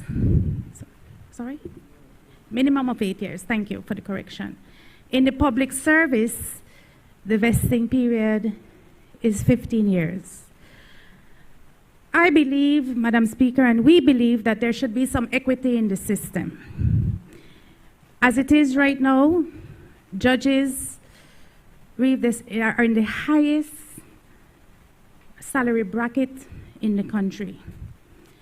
Judges have tenureship in the country. Do they deserve a pension? Certainly.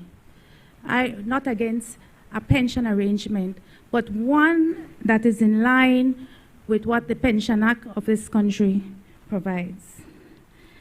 The other concern, Madam Speaker, is this mandatory contribution scheme. It's unclear, it's unequal, and it could be potentially punitive. Because as it is now, this act seeks to provide pension for judges in the High Court, but there is no consideration under this provision for judges in the lower court, in the magistrates, etc., etc. So how are we going to have that matter addressed for those itinerant judges, as it is described in the Act, that is not subject to this provision? There's also the issue, Madam Speaker, of what I can only refer to as a double dipping within the public purse. Judges are on contract. They receive a gratuity at the end of their contract period. But now, with that gratuity, they'll also receive a pension. It is my understanding from speaking with the, being a part of the committee that considered these amendments, that the contracts will be terminated once this bill takes effect. There are legal implications if you have a contractual agreement with another party. And so it is really unclear to me how that component will be negotiated, Madam Speaker, in terms of how we settle this idea of double dipping. The Attorney General conceded in his note to the committee that this matter has not been resolved. It's still pending, it's still up in the air. And if that is the case, Madam Speaker, then the bill is not ready for passage. These issues have to be clear to the Belizean people who ultimately pay the bill. Taxpayers pay the bill. Now we'll have two classes of judges, those who are pensionable and those who aren't. I think, Madam Speaker, the issue of equity is one that is a major concern, as well as the issue of judicial independence. The executive, in our view, must not have control over the economic and personal security of judges. The way the bill is presented, Madam Speaker, the bill will terminate contracts of judges. The bill will place salaries and other under regulations controlled by the Ministry of Finance. The bill will make pensions dependent on regulations controlled by the executive. The bill will allow for retrospective regulations, Madam Speaker, and the bill will create obligations for the people of Belize with no fiscal roadmap. The Attorney General also made the case to the House Committee, Madam Speaker, that there are other jurisdictions, St. Vincent and the Grenadines. He also cited St. Kitts and Nevis as jurisdictions that have a similar pension scheme. There's one caveat. When their pension program was presented for consideration by their National Assembly, all the details were provided as part of the bill.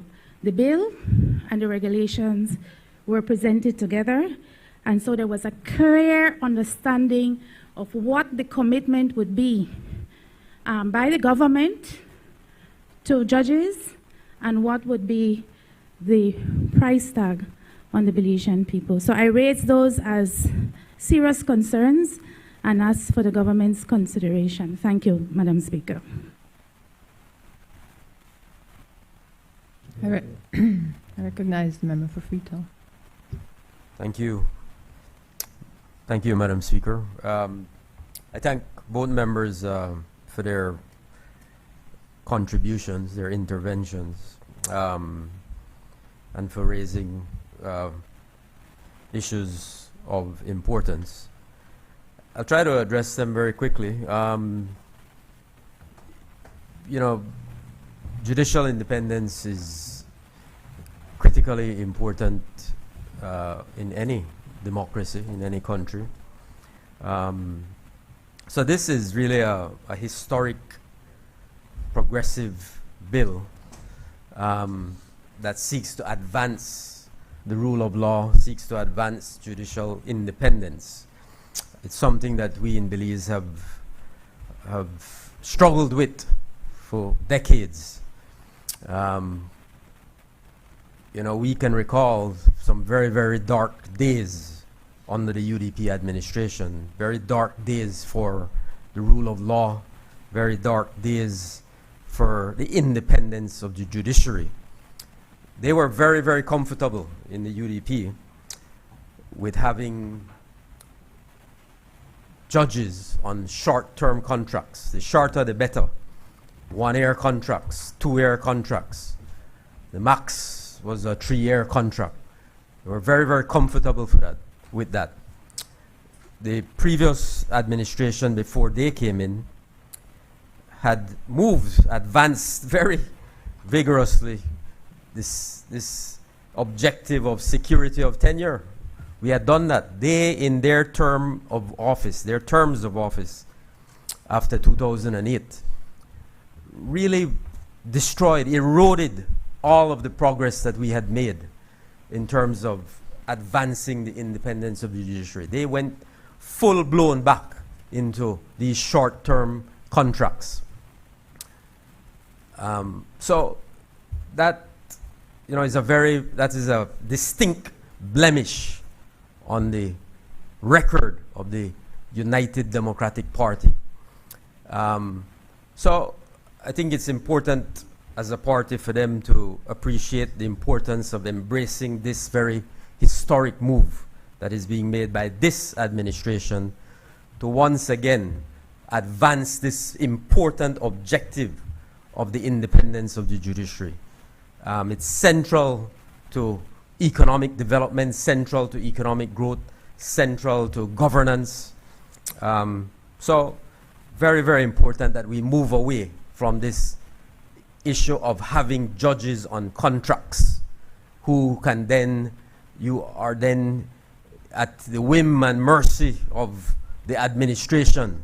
You have to wonder, if I decide this particular case in this way, will they renew my contract in 1 year or 2 years? We have to move past that. And this, I'm very proud that our government, our administration, our Attorney General is leading that effort, advancing that effort in consultation, in coordination with the judiciary. Not something we're doing on our own. We're working along with the judiciary to advance this issue. Very close consultations and collaborations. So it's very, very important for us to understand.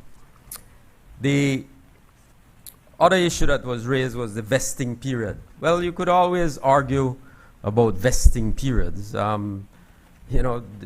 This law establishes a 5-year vesting period. So you could make an argument that you want it to be 7 years or 8 years, whatever. The point is that, as the Attorney General explained to the House Committee, this is something that has been established in other jurisdictions. They cited St. Vincent and the Grenadines and St. Kitts in the Eastern Caribbean. But it's also the same vesting period exists in the UK. The UK, the big United Kingdom, that's the same. And I want to explain this point. People don't become, like you walk into a public office, you become a public officer. You could become a public officer at 18, right?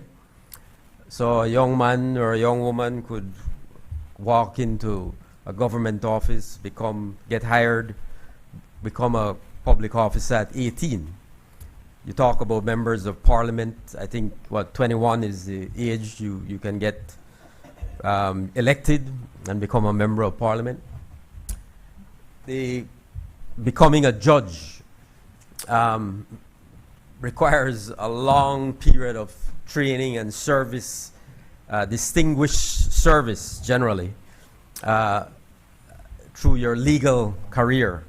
So it's not something you become at 18, 19, 20, even 30 or 40. Most people become judges after they have had some distinguished career in law, where they have distinguished themselves through their practice or through some scholarly work or teaching.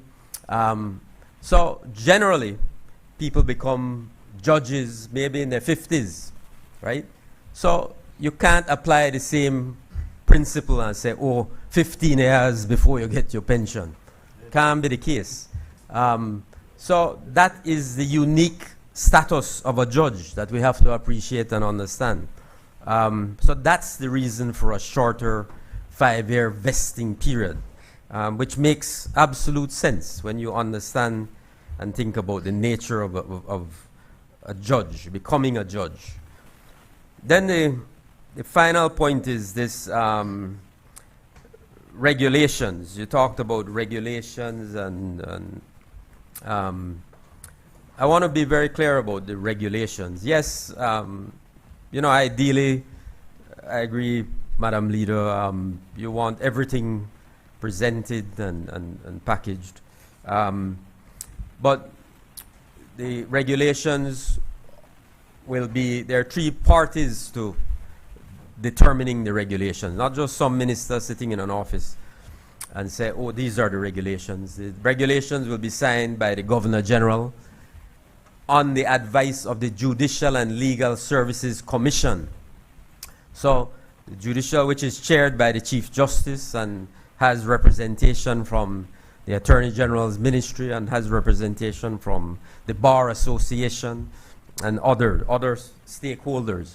So, and then the Minister as well has to provide concurrence. So the GG acting on the advice of the Judicial and Legal Services Commission with the concurrence of the Minister. So you have all the necessary, all the relevant parties at the table designing and determining what these regulations will be. So it's not just an arbitrary thing where, you know, I don't want the Belizean people to misunderstand when you suggest that somehow it can be just the minister that sit down, they decide what these regulations and what the terms and conditions will be and what the pension will be. No, not at all. It will be, as I said, all of these parties involved. And then you also, I think, Madam Leader mentioned the issue of, I think you labeled it as inequity or inequality, inequity. That, oh, well, we give the judges pension, but we're not giving the magistrates or the itinerant judges pension. The reality is you have to start somewhere. You have to start somewhere. So we're starting with the senior judges. It has to be a phased approach. There are, as you will appreciate, financial implications with every decision you make. When you're putting in place a pension scheme, there are very serious financial implications and consequences. So you have to do it in a responsible way.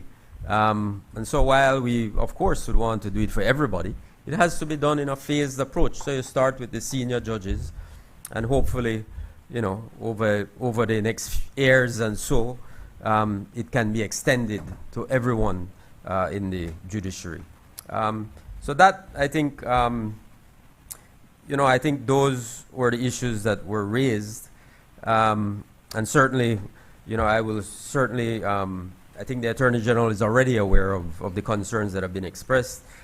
And, you know, he is, I know his office is looking at all of these issues and seeking to address them. I think there was one more issue raised. No, I think that was it. I think the double dipping, you're right, that's one, yeah, right, that was the other one, the final one.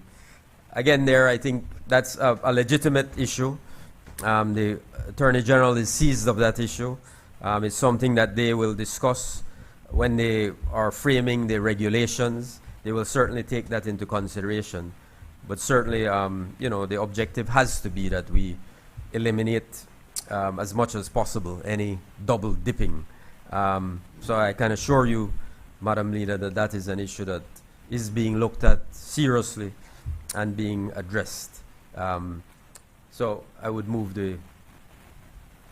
with that, Madam Speaker, I would move the second reading of the bill. Honorable members, the question is that the bill for an act to provide for the salaries, pensions, and other conditions of service of judges of the High Court of Judicature and the Court of Appeal be read a second time. All those in favor kindly say aye. Aye. Those against kindly say no. I think the ayes have it. Bill for an act to provide for the salaries, pensions, and other conditions of service of judges of the High Court of Judicature and the Court of Appeal. I recognize the Minister for Rural Transformation, Community Development, and Local Government. Madam Speaker, this is the Trade Licensing Amendment Number 3 Bill 2025. I move the second reading of a bill for an act to amend the Trade Licensing Act Number 19 of 2024 to provide for the determination of annual license fees for trades in towns and villages, to make transitional provisions respecting existing trades, and to provide for matters connected therewith or incidental thereto. Madam Speaker, I ask the support of the House on this bill. Thank you.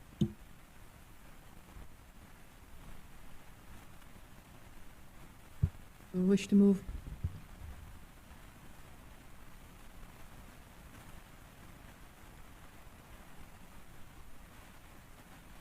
Madam Speaker, I now move the bill and ask you to kindly put the question. Thank you. Honourable members, the question is that the bill for an act to amend the Trade Licensing Act number 19 of 2024 to provide for the determination of annual license fees for trades in towns and villages, to make transitional provisions respecting existing trades, and to provide for matters connected therewith or incidental thereto be read a second time. All those in favour kindly say aye. Aye. Those against kindly say no. I think the ayes have it. Bill for an act to amend the Trade Licensing Act, Act number 19 of 2024, to provide for the determination of annual license fees for trades in towns and villages, to make transitional provisions respecting existing trades, and to provide for matters connected therewith or incidental thereto. I recognize the Minister of Human Development, Family Support and Gender Affairs.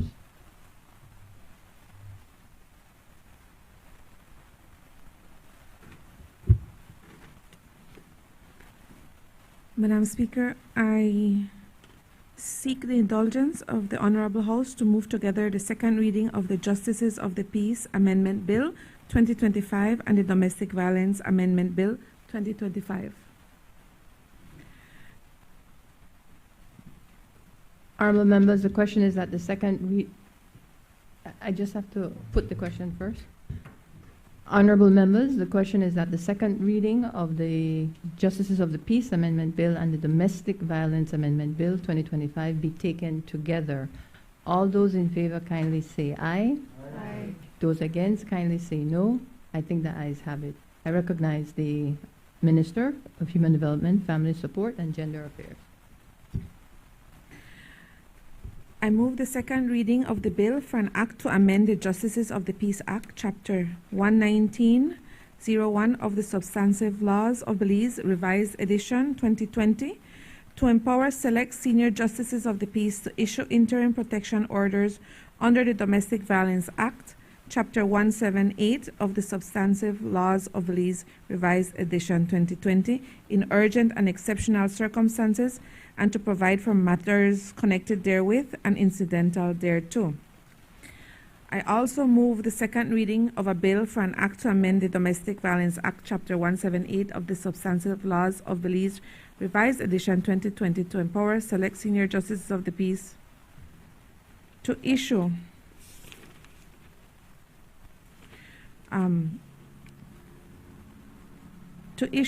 interim protection orders under the Act in urgent and exceptional circumstances, and to provide for matters connected therewith or incidental thereto.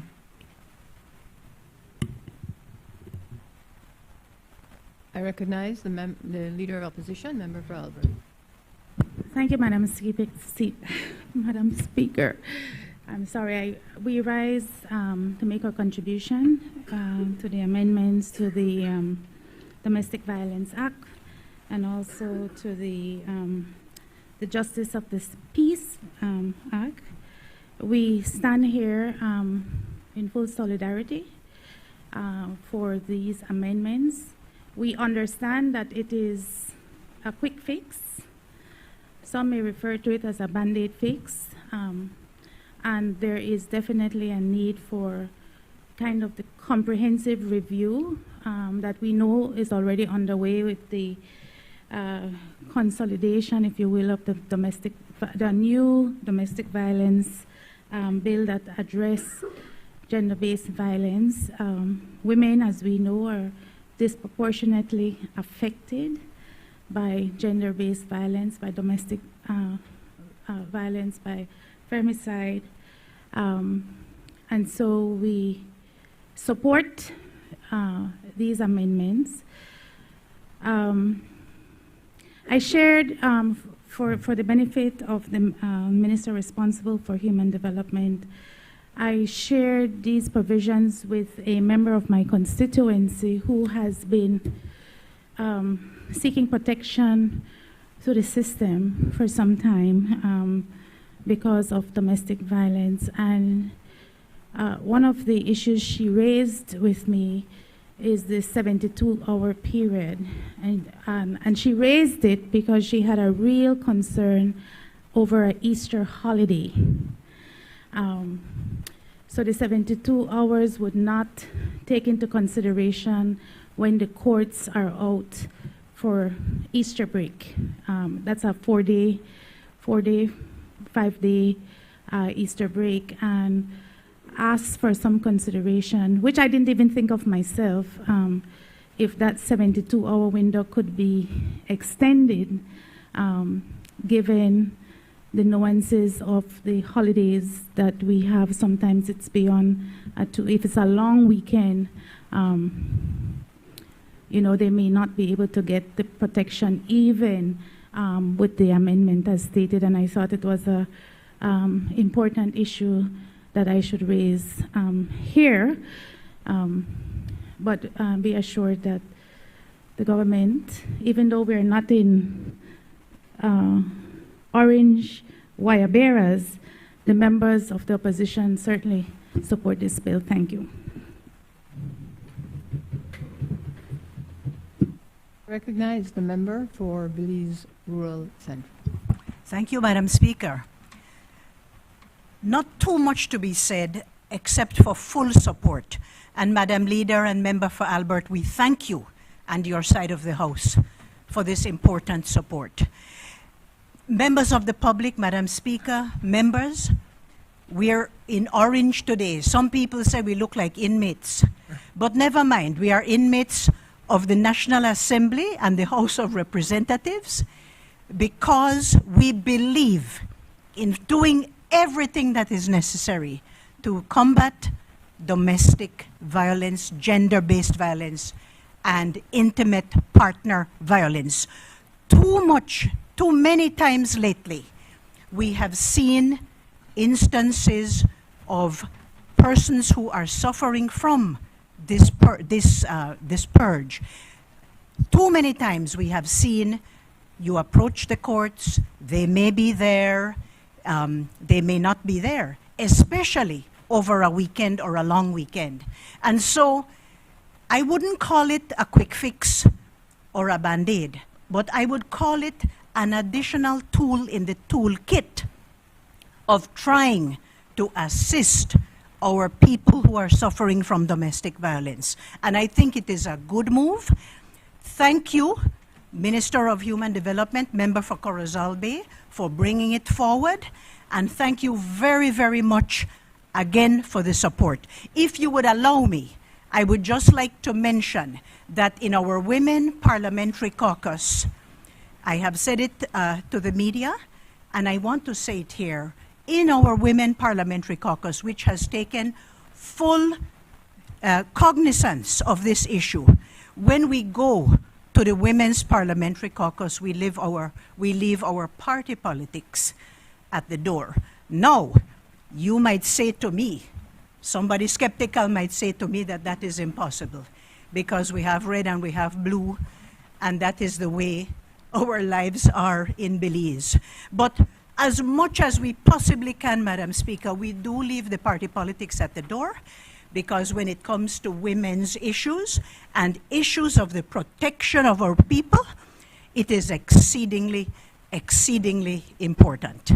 So I want to say that in full support for amending these pieces of legislation, it is another tool in the toolkit of helping those people who need that help the most. We are wrapping up the 16 days of activism, but I like it that our minister today has said that it must be every day. It mustn't only be 16 days. This is probably day 18, because the 16 days of activism ends on the 10th of December, Human Rights Day. But a very, very important move today. Members of the public, Belizean people, members of the House of Representatives, both opposition and government. Let's do what we believe is right today, and let's do it for the benefit of those who need it most. Full support for these amendments, Madam Speaker.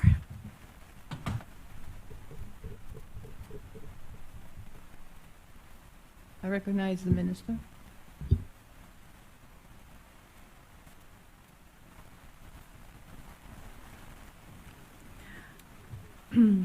Madam Speaker, I hear loud and clear. I would say that these bills seek to kind of plug a leak or a loophole.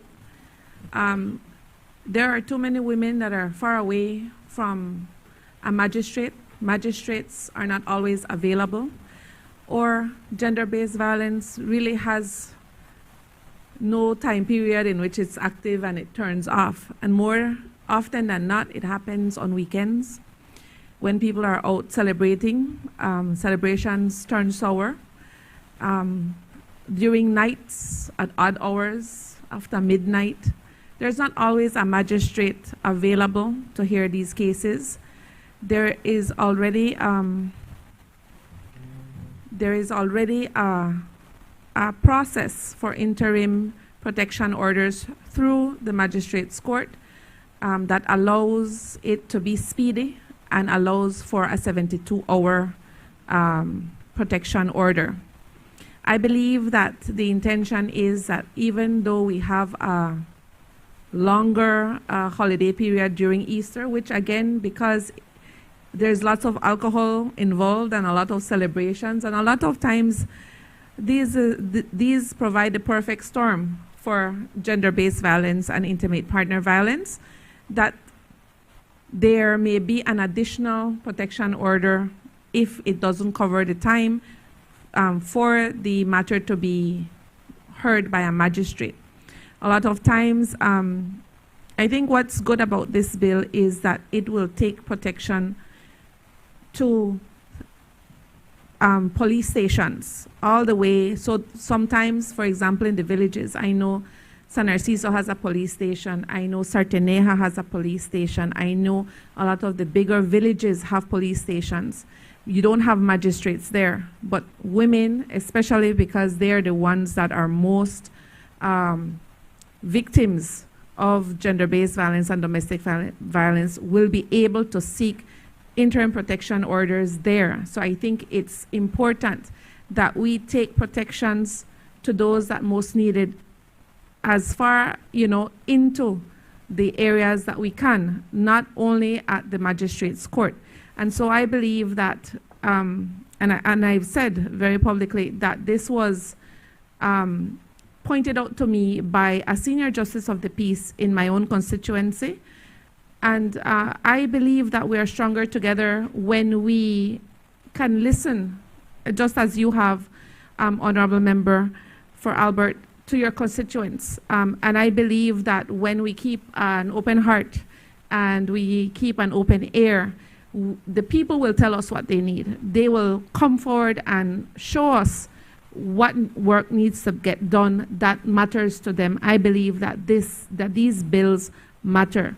They matter to the women in Belize. They matter to children. They matter to families. And I am very grateful to have that pointed out by Mr. Cal, the Honorable Emilio Cal in Corozal Town. And I am happy to present the bill here.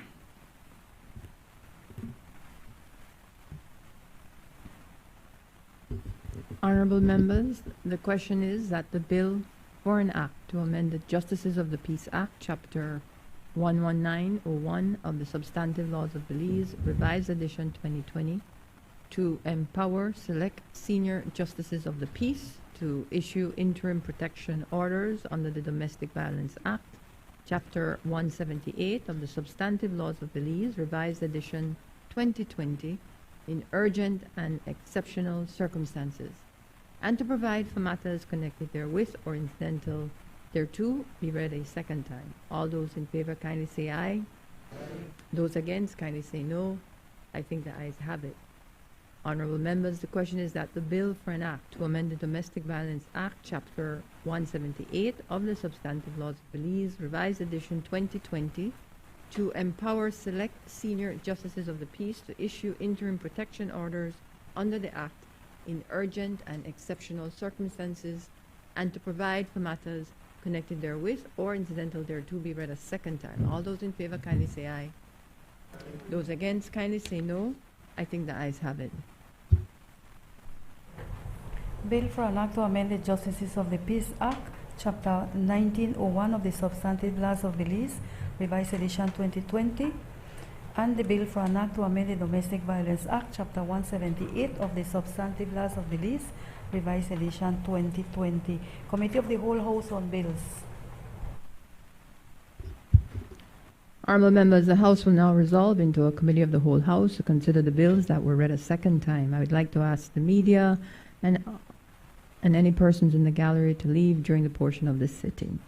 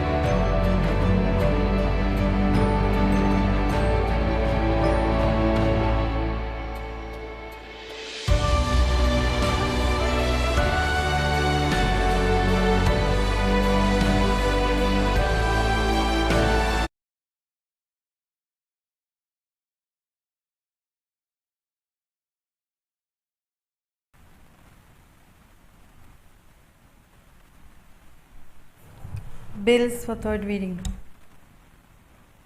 I recognize the Honorable Prime Minister and Minister of Finance.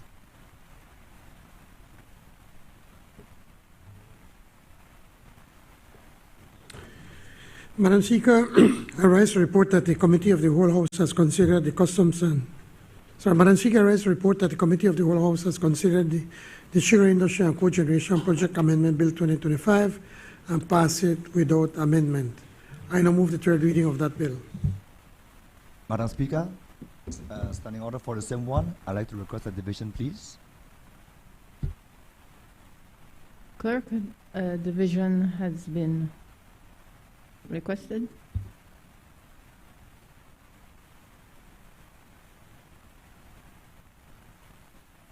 Not at third. Yeah.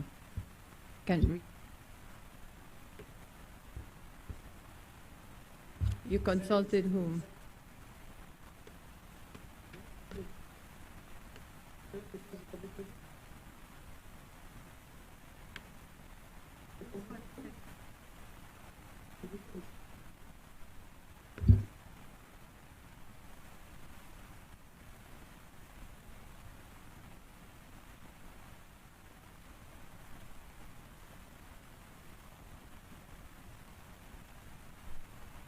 Member for Mesopotamia, I need to get clarity on whom from the office you asked, but unfortunately not. So the procedure is, just for clarity, and it's also important for education of the listening public. The debate occurs, and it's at the end of the second reading one requests for a division of vote. The third reading comes back to state what the bill, the final version of that bill is, with or without amendments. We are happy to share any previous precedents if you'd like, but that is the parliamentary procedure in the House. Honorable members, the question is that the bill for an act to amend the Sugar Industry and Cogeneration Project Act, Chapter 5901 of the Substantive Laws of Belize, Revised Edition 2020, to extend exemptions from taxes and duties for the continued development of the cogeneration energy project and to provide for matters connected therewith or incidental thereto, be read a third time. All those in favor kindly say aye. Those against kindly say no. I think the ayes have it. Bill for an act to amend the Sugar Industry and Cogeneration Project Act, Chapter 5901 of the Substantive Laws of Belize, Revised Edition 2020. I recognize the Honorable Prime Minister, Minister of Finance.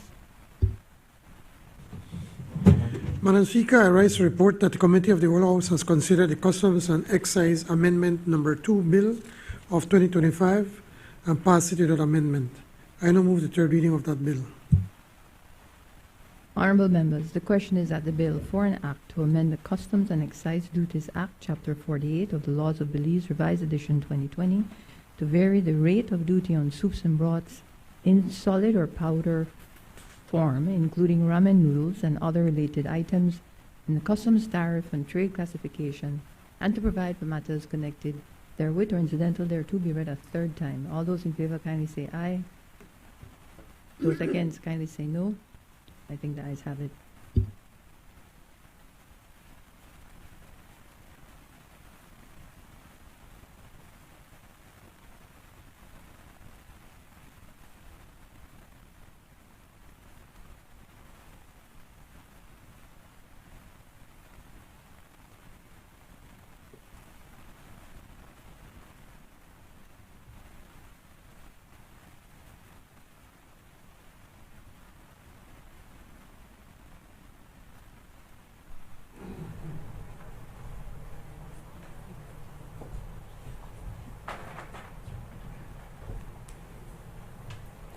Bill for an act to amend the Customs and Excise Duties Act, Chapter 48 of the Laws of Belize, Revised Edition 2020.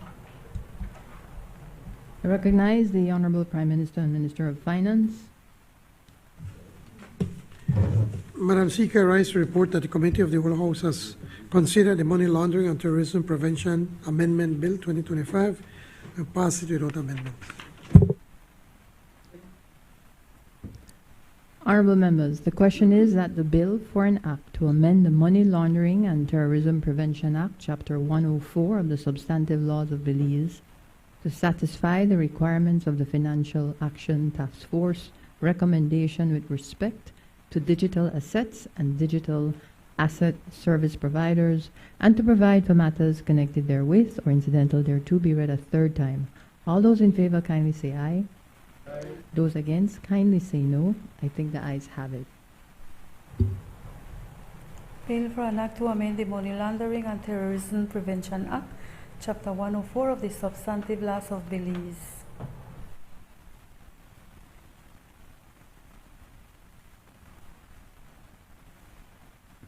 I recognize the Honorable Prime Minister and Minister of Finance, Investment and Economic Transformation, Civil Aviation and E-Governance. Madam Speaker, I rise to report that the Committee of the Whole House has considered the Financial Services Commission Amendment Bill and passed it without amendment. I now move the third reading of that bill.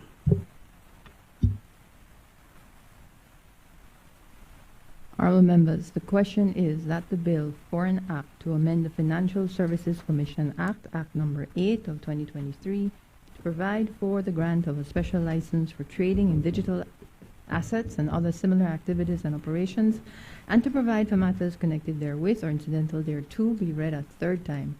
All those in favor kindly say aye. Those against kindly say no. I think the ayes have it.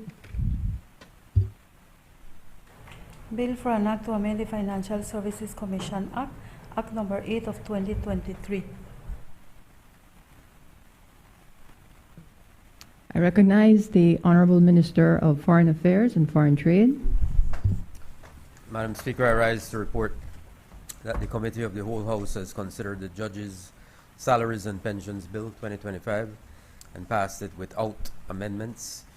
I now move the third reading of that bill. Honorable members, the question is that the bill for an act to provide for the salaries, pensions, and other conditions of service of judges of the High Court of Judicature and the Court of Appeal be read a third time.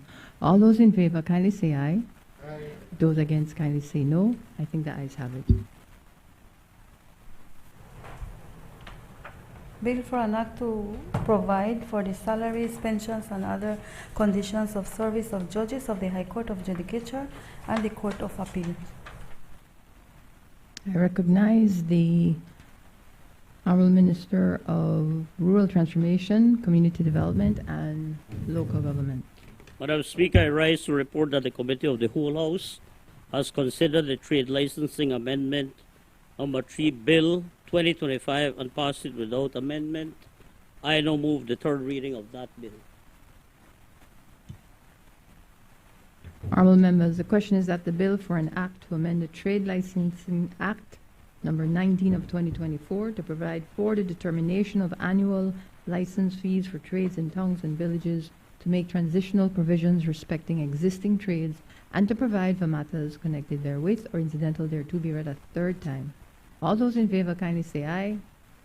Those against kindly say no. I think the ayes have it. Bill for an act to amend the Trade Licensing Act, Act Number 19 of 2024. I recognize the Honorable Minister of Human Development, Family Support, and Gender Affairs.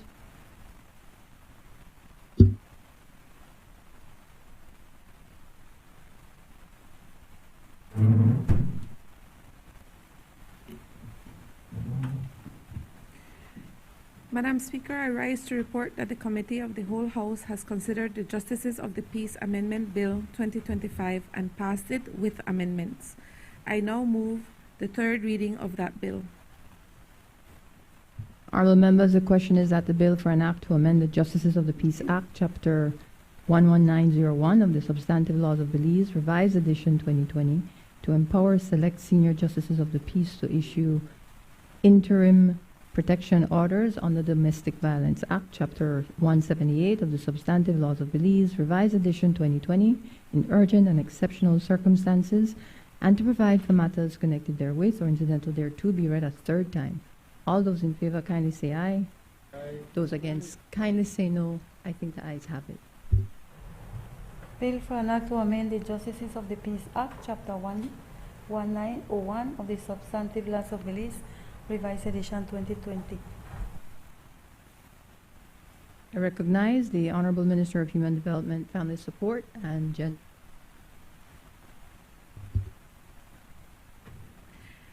Madam Speaker, I rise to report that the Committee of the Whole House has considered the Domestic Violence Amendment Bill 2025 and passed it without amendment. I now move the third reading of that bill.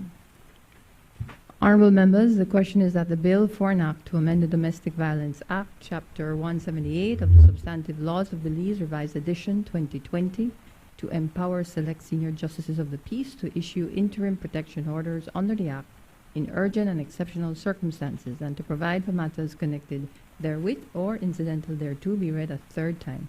All those in favor kindly say aye. Aye. Those against kindly say no. I think the ayes have it. Bill for an act to amend the Domestic Violence Act, Chapter 178 of the Substantive Laws of Belize, Revised Edition 2020. Before I call on the Prime Minister on adjournment, it would be remiss of me not to be very accurate on the matter that occurred earlier regarding division of votes, especially because we do have the listening public and for the record. So the standing order cited was 47-1, which spoke to the actual division. But it is Standing Order 46 that refers to collection of votes. And if you allow me, it says 46-1, at the conclusion of a debate upon the question, the Speaker or Chair shall put that question for the decision of the House and shall collect the voices of the ayes and of the noes, after which no further debate may take place upon that question. Goes on to 46-2, the result shall be declared by the Speaker or Chair, stating that I think the ayes have it or I think the noes have it, as the case may be, but any member may challenge the opinion of the Chair by claiming a division. And when we go into the Committee of the Whole, that is when any amendment to the bill that was approved or where the ayes had it on the yes of the bill, it's at the Committee of the Whole where discussion for any amendments based on the debate is had, and what is done at this time of House meetings is the official record that the bill has passed with or without amendments, hence read for a third time. And with that, I recognize the Honorable Prime Minister and Minister of Finance. Madam Speaker, as I move the adjournment of the House, please allow me to wish all my colleagues, both sides of the House, we're all colleagues here, and to all Belizeans, blessed and happy Christmas. I know it's a time when a lot of us are moving around and sometimes we get too merry, but I ask everyone for us to be able to take some time out to be thankful for the blessings that we have, the blessings for life and health and happiness. And so I ask everybody, let's please celebrate the birth of our Savior, Jesus Christ, but at the same time, also please, please, please, I beg you all, let's be safe, especially if you're drinking and you are on the road. No driving if you're drinking. Thank you, Madam Speaker. I recognize the member for Mesopotamia. Madam Speaker, I would like to speak on adjournment on a matter of national importance. And I'd also like to refer to my notes, please. Sure. Just let me know what the matter of national importance is, or public importance. It's the high cost of living and inflation, ma'am. I'd like to remind members that it is one minister that can respond, and therefore we're asking, as has been established in the past, and as per the standing order, one matter of public importance, so that we can be so guided. It's going to be one matter, inflation and the rising cost of living.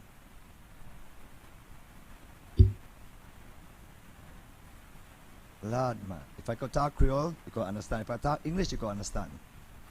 Madam Speaker, I rise today to talk about something that every family in this country is feeling. It's a pressure building in the homes of all the people that we represent, especially in my constituency of Mesop. The hard truth is that things are getting more and more expensive. I'm talking about inflation and the high cost of living. They promised they could fix the high cost of living. Their slogan was, "Everybody for win." The now Prime Minister was on the streets opposing high fuel prices. He understood the problem then, but now that he is in power, the promises have been forgotten. The problems are still here, Madam Speaker. In fact, they are worse. And I'll give you some examples with the government's numbers from the SIB. Let's start with the bills that every family have to pay. BWS has raised its rates 13.5%. They say they need the money, but their chairman say that they could operate without the increase.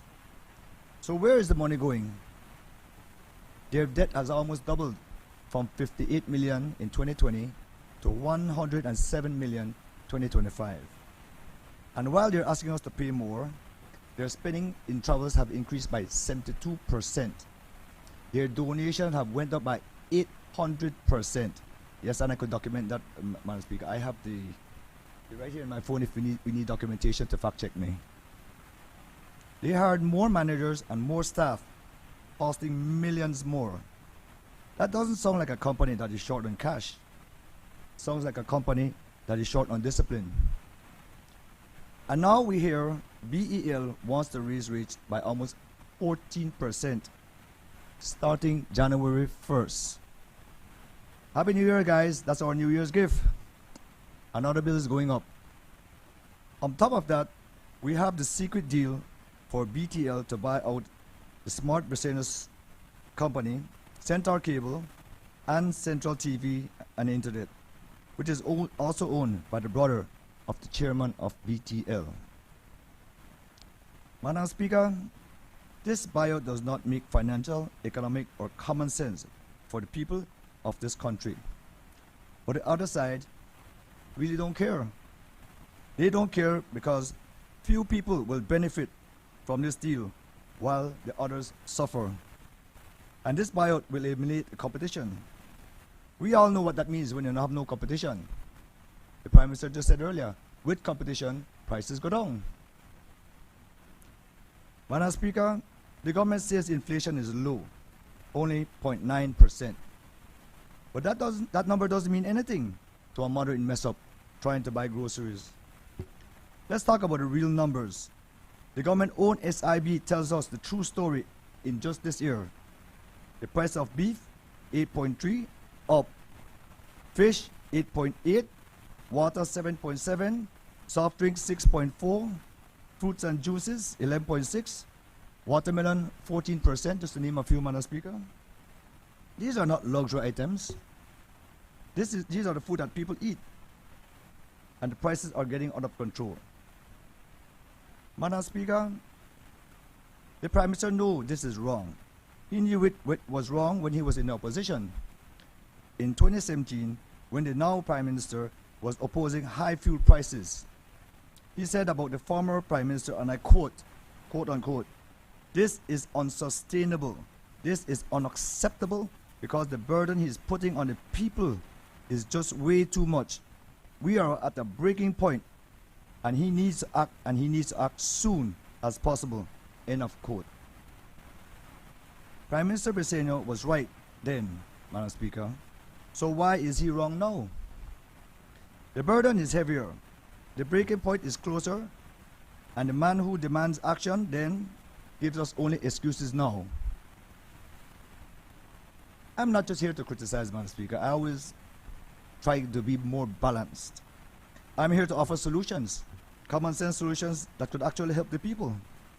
One, expand local support for local production, increase investment in local agriculture through small farmer grants, affordable financing to all, not only a select few, and access to modern equipment, if strengthening domestic production to reduce resilience on import, stabilizing supply, and help lower prices across the board, especially for vegetables, poultry, and grains. Implement fuel stabilization mechanism introduce a cap on flexible levy system on fuel that adjusts to global oil prices. Because stabilizing the fuel costs and transportation expenses across the country will lower, which lower food prices, community costing, and utility expense, providing immediate relief to households across the board. Create real jobs. Let's invest in local training and small business and support, especially for the young people in Mesopotamia and other marginalized areas. Let's give them the tools they need to build a future for themselves. Madam Speaker, as I close, let me end with this reality that every Belizean is living with. Inflation is climbing. The cost of living is squeezing families. The price people are feeling the pressure every single day at the supermarkets, at the pump, in all our utilities, and some that are coming after the new year, Madam Speaker. Madam Speaker, the government will have the last word at this debate, but the people of Belize will have their last word on the country's future. The government can argue with me, but they cannot argue with the numbers from SIB. They cannot argue with the reality of the Belizean people. They cannot argue with the words of their own leader, which once understood the people's pain. I say to my friends on the other side, let's not deflect. Let's not stray away from the problems. Let's fix it together. Fix it for the people of Mesopotamia. Fix it for the people of Belize. Madam Speaker, as we wrap up today's meeting, I'm done, okay guys? I would like to wish everyone a Merry Christmas and may the Happy New Year's renew our shared commitment, service, and unity and progress. Madam Speaker, a special word of appreciation for your leadership and guidance throughout the years. Throughout the year, not years, year. Merry Christmas and Happy New Year. And to the wonderful people of Mesopotamia, thank you for your trust and support. I am proud to serve you and grateful for the confidence you continue to place in me. May you have a safe, joyful holiday seasons. Merry Christmas and all the best. All the best, guys. Merry Christmas. Happy New Year's. I recognize the Honorable Prime Minister. Member for the mic. Just because it does provide an issue for the folks in the control room. Prime Minister. Thank you, Madam Speaker. And again, the honourable member from Mesopotamia was all over the place, so I'll try to answer as best as I possibly can everything well. We on this side do recognize that the cost of living is still affecting Belizeans, as much as we try to do everything possible to be able to help. But I've said it many times and I'll repeat it again. Most of the inflation that we have, it is importing, because we import a lot of our goods. And even the food that we produce, for instance, like fertilizer, that has gone up by more than 100%. We do not produce fertilizer. The insecticide, all of these inputs that we use to produce have gone up considerably, and we do not have control over it. We have not raised taxes on any of these issues. But to be able to assist, we have been doing a lot of stuff, from education, we provide more scholarships, providing more help to UB, minutes from health, with the National Health Insurance that has coverage. We have over 22,000 Belizeans going to the health insurance clinics, where you pay next to nothing. All of these things bring down the cost of living for people. We're trying to find where we can help. Where we can help, we do so. When we raise the minimum wage, that increased. It helped thousands of Belizeans that are working, and by doing that, it raised the salaries of other Belizeans that were earning $5. Their salaries had to go up. And we promised that we're going to raise it to $6, and we will. We're just trying to look when would be the best time possible to be able to raise that. We've been doing with the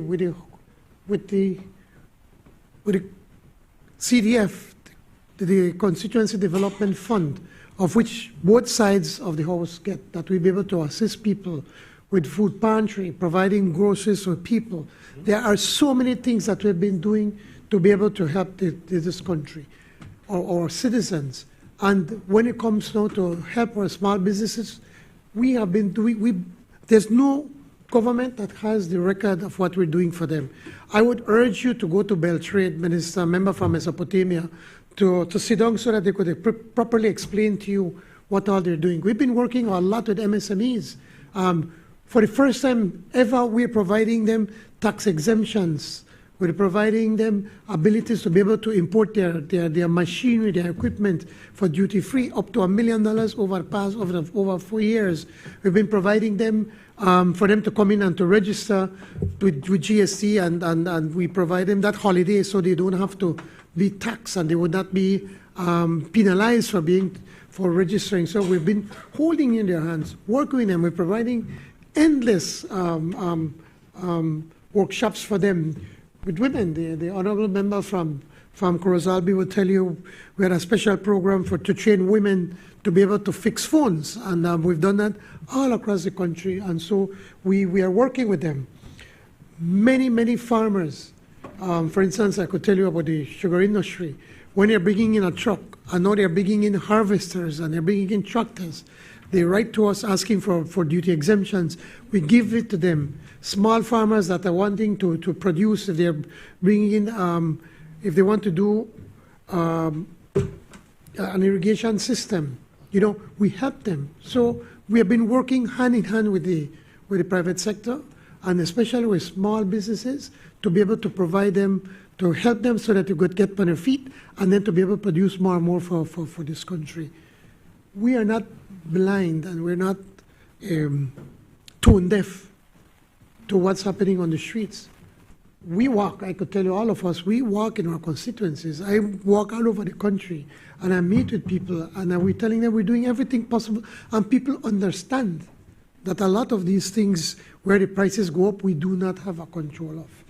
Inflation has gone down to 1.9%, but before you get excited, it is 1.9% based on last year's numbers.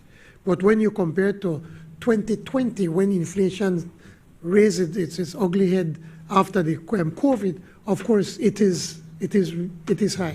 So I'm not shying away from that. When it comes to the utilities, Madam Speaker, one of the things that the honourable member from ESOP did not put into his presentation with BWSL is that BWSL has an expansion program of about approximately over 135 million. Over $130 million to expand water to our people, especially to poor people who need the service. And somebody have to pay for it. All of us have to pay for it. I have said over and over with BEL, from 2020 when we got into government, BEL has not asked for a raise in rates. COVID, inflation, the heat waves that hit us in 2024, at one time, Mexico was selling us a kilowatt of electricity at $1 US. And when they were cutting off the service to us, BEL had to talk to the big consumers, especially like in San Pedro, the tourist area, who had their own generators. We asked them, BEL asked them, don't cut off on the grid, and then you put on your generator, and we will pay the difference because the price is way much higher than what BEL sells. Now, nobody wants to hear about the price going up, but when you look around, especially in the Caribbean, we are way cheaper than them when it comes to electricity. But the time comes, BEL has been selling its electricity cheaper than what it cost to buy. And I know, member from Mesopotamia, you're the only businessman across there. You will not sell your fried chicken for less than what you pay for the chicken, right? Because you have to make one profit. And that is exactly what is going on with BEL. We do not like the idea of raising the prices, but if we do not, then we, the taxpayers, will have to pay for that, because then they'll come to us and say, well, we need the money. And so where will it come from? It will come from the taxpayers. So as much as we don't want to, we have no other option. We held them down for 5 years, but now the time has come when unfortunately we have to do this. BTL, we've been saying it over and over. The UDP government, when they acquired BTL, they said that they were going to pay a little over 100 million. The last number we have is at 610 million. In 2019, under the UDP, BTL only made $1 million in profit. Under our watch, under the board that we have appointed, since 2020, I think last year, it was over $20 million that they made in profits. But they know the way it is, they will never be able to try to recover that 610 million. So they have to look at different ways of how they could be able to increase the profitability of that company. Now, I've said it over and over and I repeat it again. I am not involved in whatever BTL decisions they want to make. That is their, it's a private company that's owned by the government. So we have to ensure that what they do is prudent and that it will raise the profitability of BTL. So whatever decision they may make, they will have to stand public scrutiny to show that what they're doing, it is in the best interest of this country. Because if they don't do that, then we, with our shareholders, will tell them, you can't do that if it does not make business sense and financial sense and profitability sense. So we have to wait to see what they're going to come up with. But I want to end with this. When our government, the Said Musa government, came up with the concept of the Public Utilities Commission, the idea behind the Public Utilities Commission is to be able to regulate utilities, because these utilities are monopolies. For instance, with BL, you can have 2 BLs going around the country, even BWSL, and to a certain extent, the telecoms. Because the telecoms, you can't put another telecom into Belize because obviously it makes absolutely no sense. The PUC then will ensure that we regulate the prices so that BEL, BTL, and BWSL do not take advantage of the consumers. So I want to assure you that we will ensure through the PUC that we protect the Belizean consumers at all times. So thank you, Madam Speaker, and thank you, my brother, for myself, to bringing that up. I recognize the member for Queen Square. Madam Speaker, on a matter of public concern, I would like to speak on the issue of road traffic fatalities. I feel that it's a serious issue in the country, one that has now challenged us enough to say that there are more road traffic fatalities in the country than there are murders every single year. The statistics show clearly that traffic accident is hovering around 700 reported accidents for the year. The fatalities, I believe, is now over 100 fatalities per year. It's something of grave concern.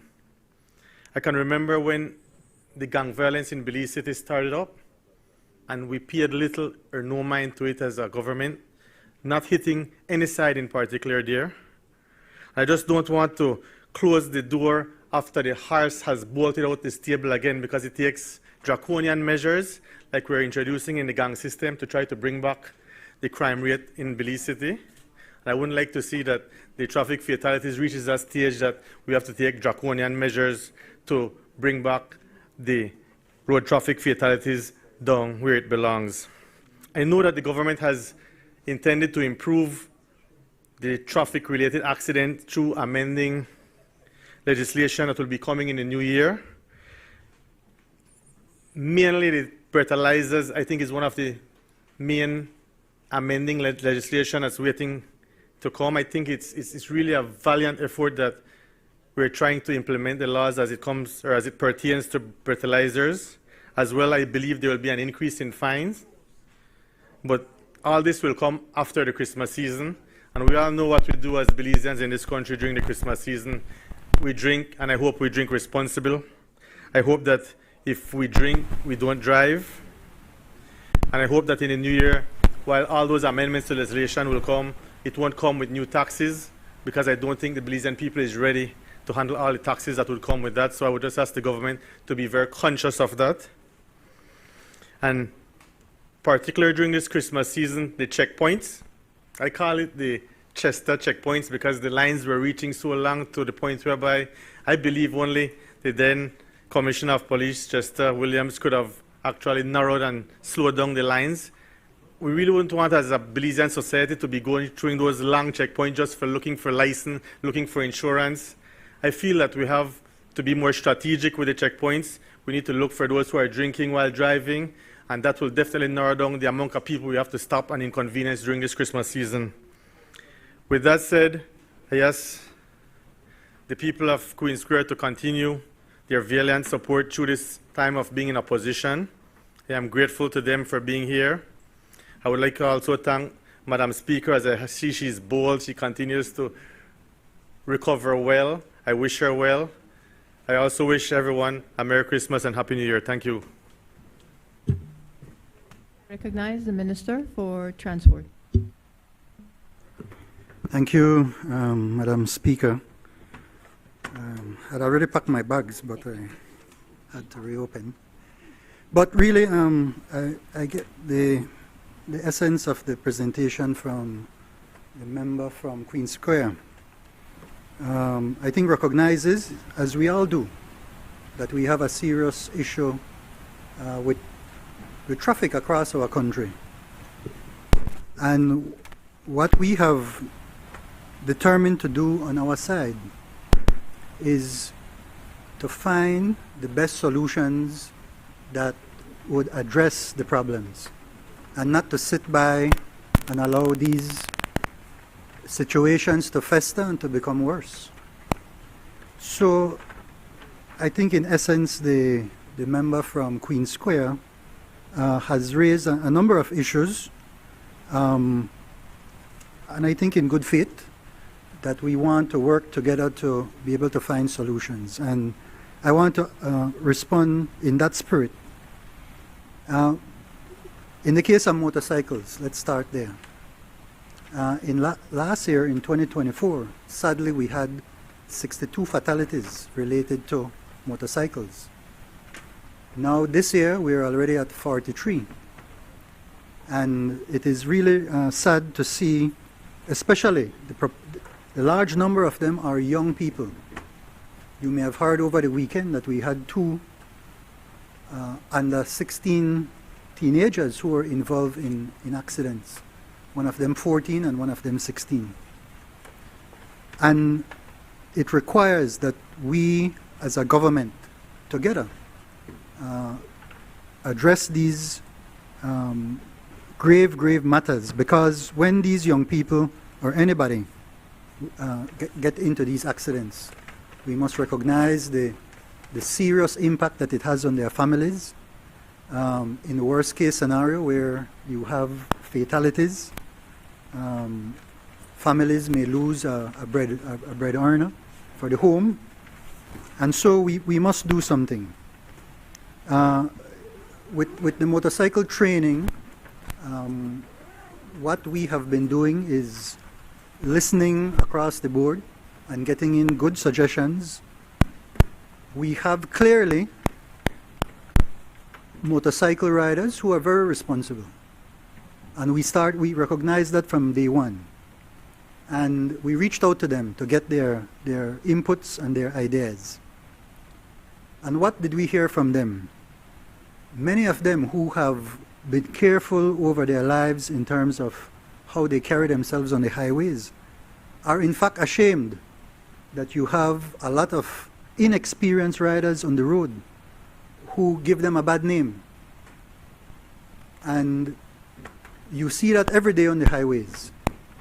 You see it in the streets of the municipalities, where these irresponsible motorcycle riders maneuvering themselves dangerously through traffic create serious problems. I know the last time we had a house meeting here, we had one of the members from that side had an incident right here in Balmapan with a motorcycle. So it cannot be that we just let it continue. We have to find ways. So the initial suggestion of having training with a cost of $300 was not by itself the all of the idea on how we will address this matter. That was a part of it. And in listening to persons across the country, we recognize, and I'll tell you, within Cabinet, we had some vigorous discussions about this matter with very good suggestions coming out, recognizing that we don't want to be imposing a very high cost on our people, especially those who have lower income, who want to use motorcycles as a means of transportation. And so discussions have occurred in Cabinet with respect to subsidizing that cost in terms of also enforcement. Those are very important aspects. Cabinet recognizes that the Ministry of Transport is very understaffed when it comes to enforcement across the whole country. We only have 42 traffic officers. And as you know, we have partnered with the police department for training, a very, very important partnership, where now our transport officers, not just from National Transport, but from all the municipalities, have been engaged in training, 3 weeks training at the police training school, where they come and stay full-time for that 3 weeks, and they get that kind of training, where they look at the laws of the country, they look at how they handle difficult situations on the road, a whole host of things that strengthen them when they're out there in difficult situations, which they face every day. And so these are the kinds of things that we're working on right now. The breathalyzers, that's something that we find in many other countries. It's not anything new. It's for us to be able to utilize them properly with enforcement so that those people who are driving under the influence would be caught without any doubt using technology. There's also, as the member from Queen Square mentioned, yes, increases in fines. I am pleased that when the matter was taken to the committee, that we had suggested an increase for that to $1,000, and in the committee it was increased to $3,000. So these are the kinds of things that that are necessary so that we can address both the side of enforcement, the side of deterrence because of the fines for things like drinking and driving. And with the checkpoints, something that the public has, we've had a very firm reaction, strong reaction from the public recently. It so happens that on that particular day, there was also construction work being done, right? Somewhere there between by the airport and the bridge. And that aggravated a situation. So good management, good leadership recognizes that, we have to alleviate those things. We have, along with the police department, given instructions to our people that during busy hours that those checkpoints will be taken off. However, there is still a need for checkpoints. So it's for us to do it in a way that is sensible, in a way that will achieve the objectives that we want to achieve. For example, if there is a escape of prisoners or something of that effect, we will have to have checkpoints. We have checkpoints from time to time, for example, because buses are racing on the road, and some of them are on the road that don't even have a permit to be on the road, or some of them are on the road creating issues with public safety because they are riding onion skin tires and these kinds of things, right? So, but those things cannot become permanent and be there causing a nuisance to our public and adversely affecting the productivity of our people. So I want to assure the member from Queen Square and everybody in here that we have been listening, we have been taking into account the suggestions and the contributions of our Belizean people. That is the nature of how we operate on this side, and that is informing us so that we can put together the best possible legislation that will serve our country. Thank you very much, Madam Speaker.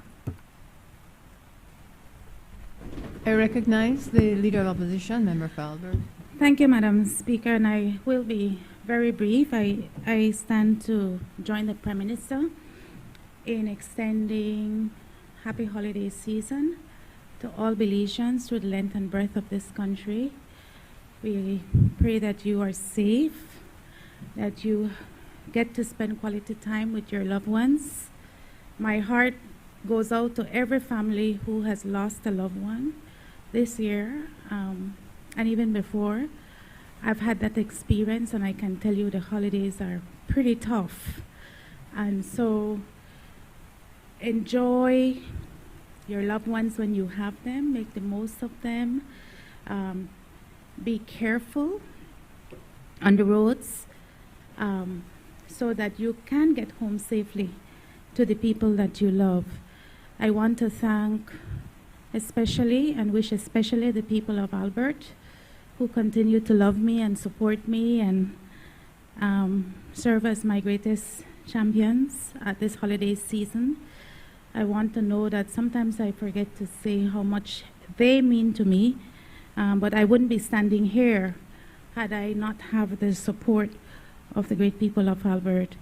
And I also want to have a special shout out to our UDP supporters.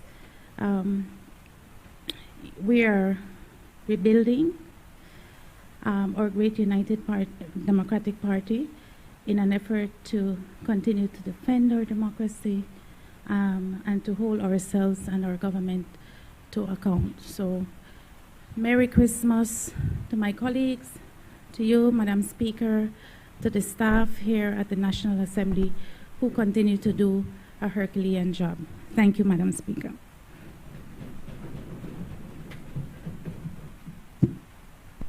Honorable members, the next time we meet should be January 30th. January 30th should be the joint sitting. You will get an official notice as per the Standing Order 12. And the first regular sitting should be Friday, February the 6th. During the festive season, I'd like to join my voice with all of yours in wishing you and your families a safe and happy Christmas, and to the staff of the National Assembly, to them and their families, all the best and Happy New Year. Honorable members, the question is that the House do now adjourn. All those in favor, kindly say aye. Aye. Those against, kindly say no. I think the ayes have it. Thank you.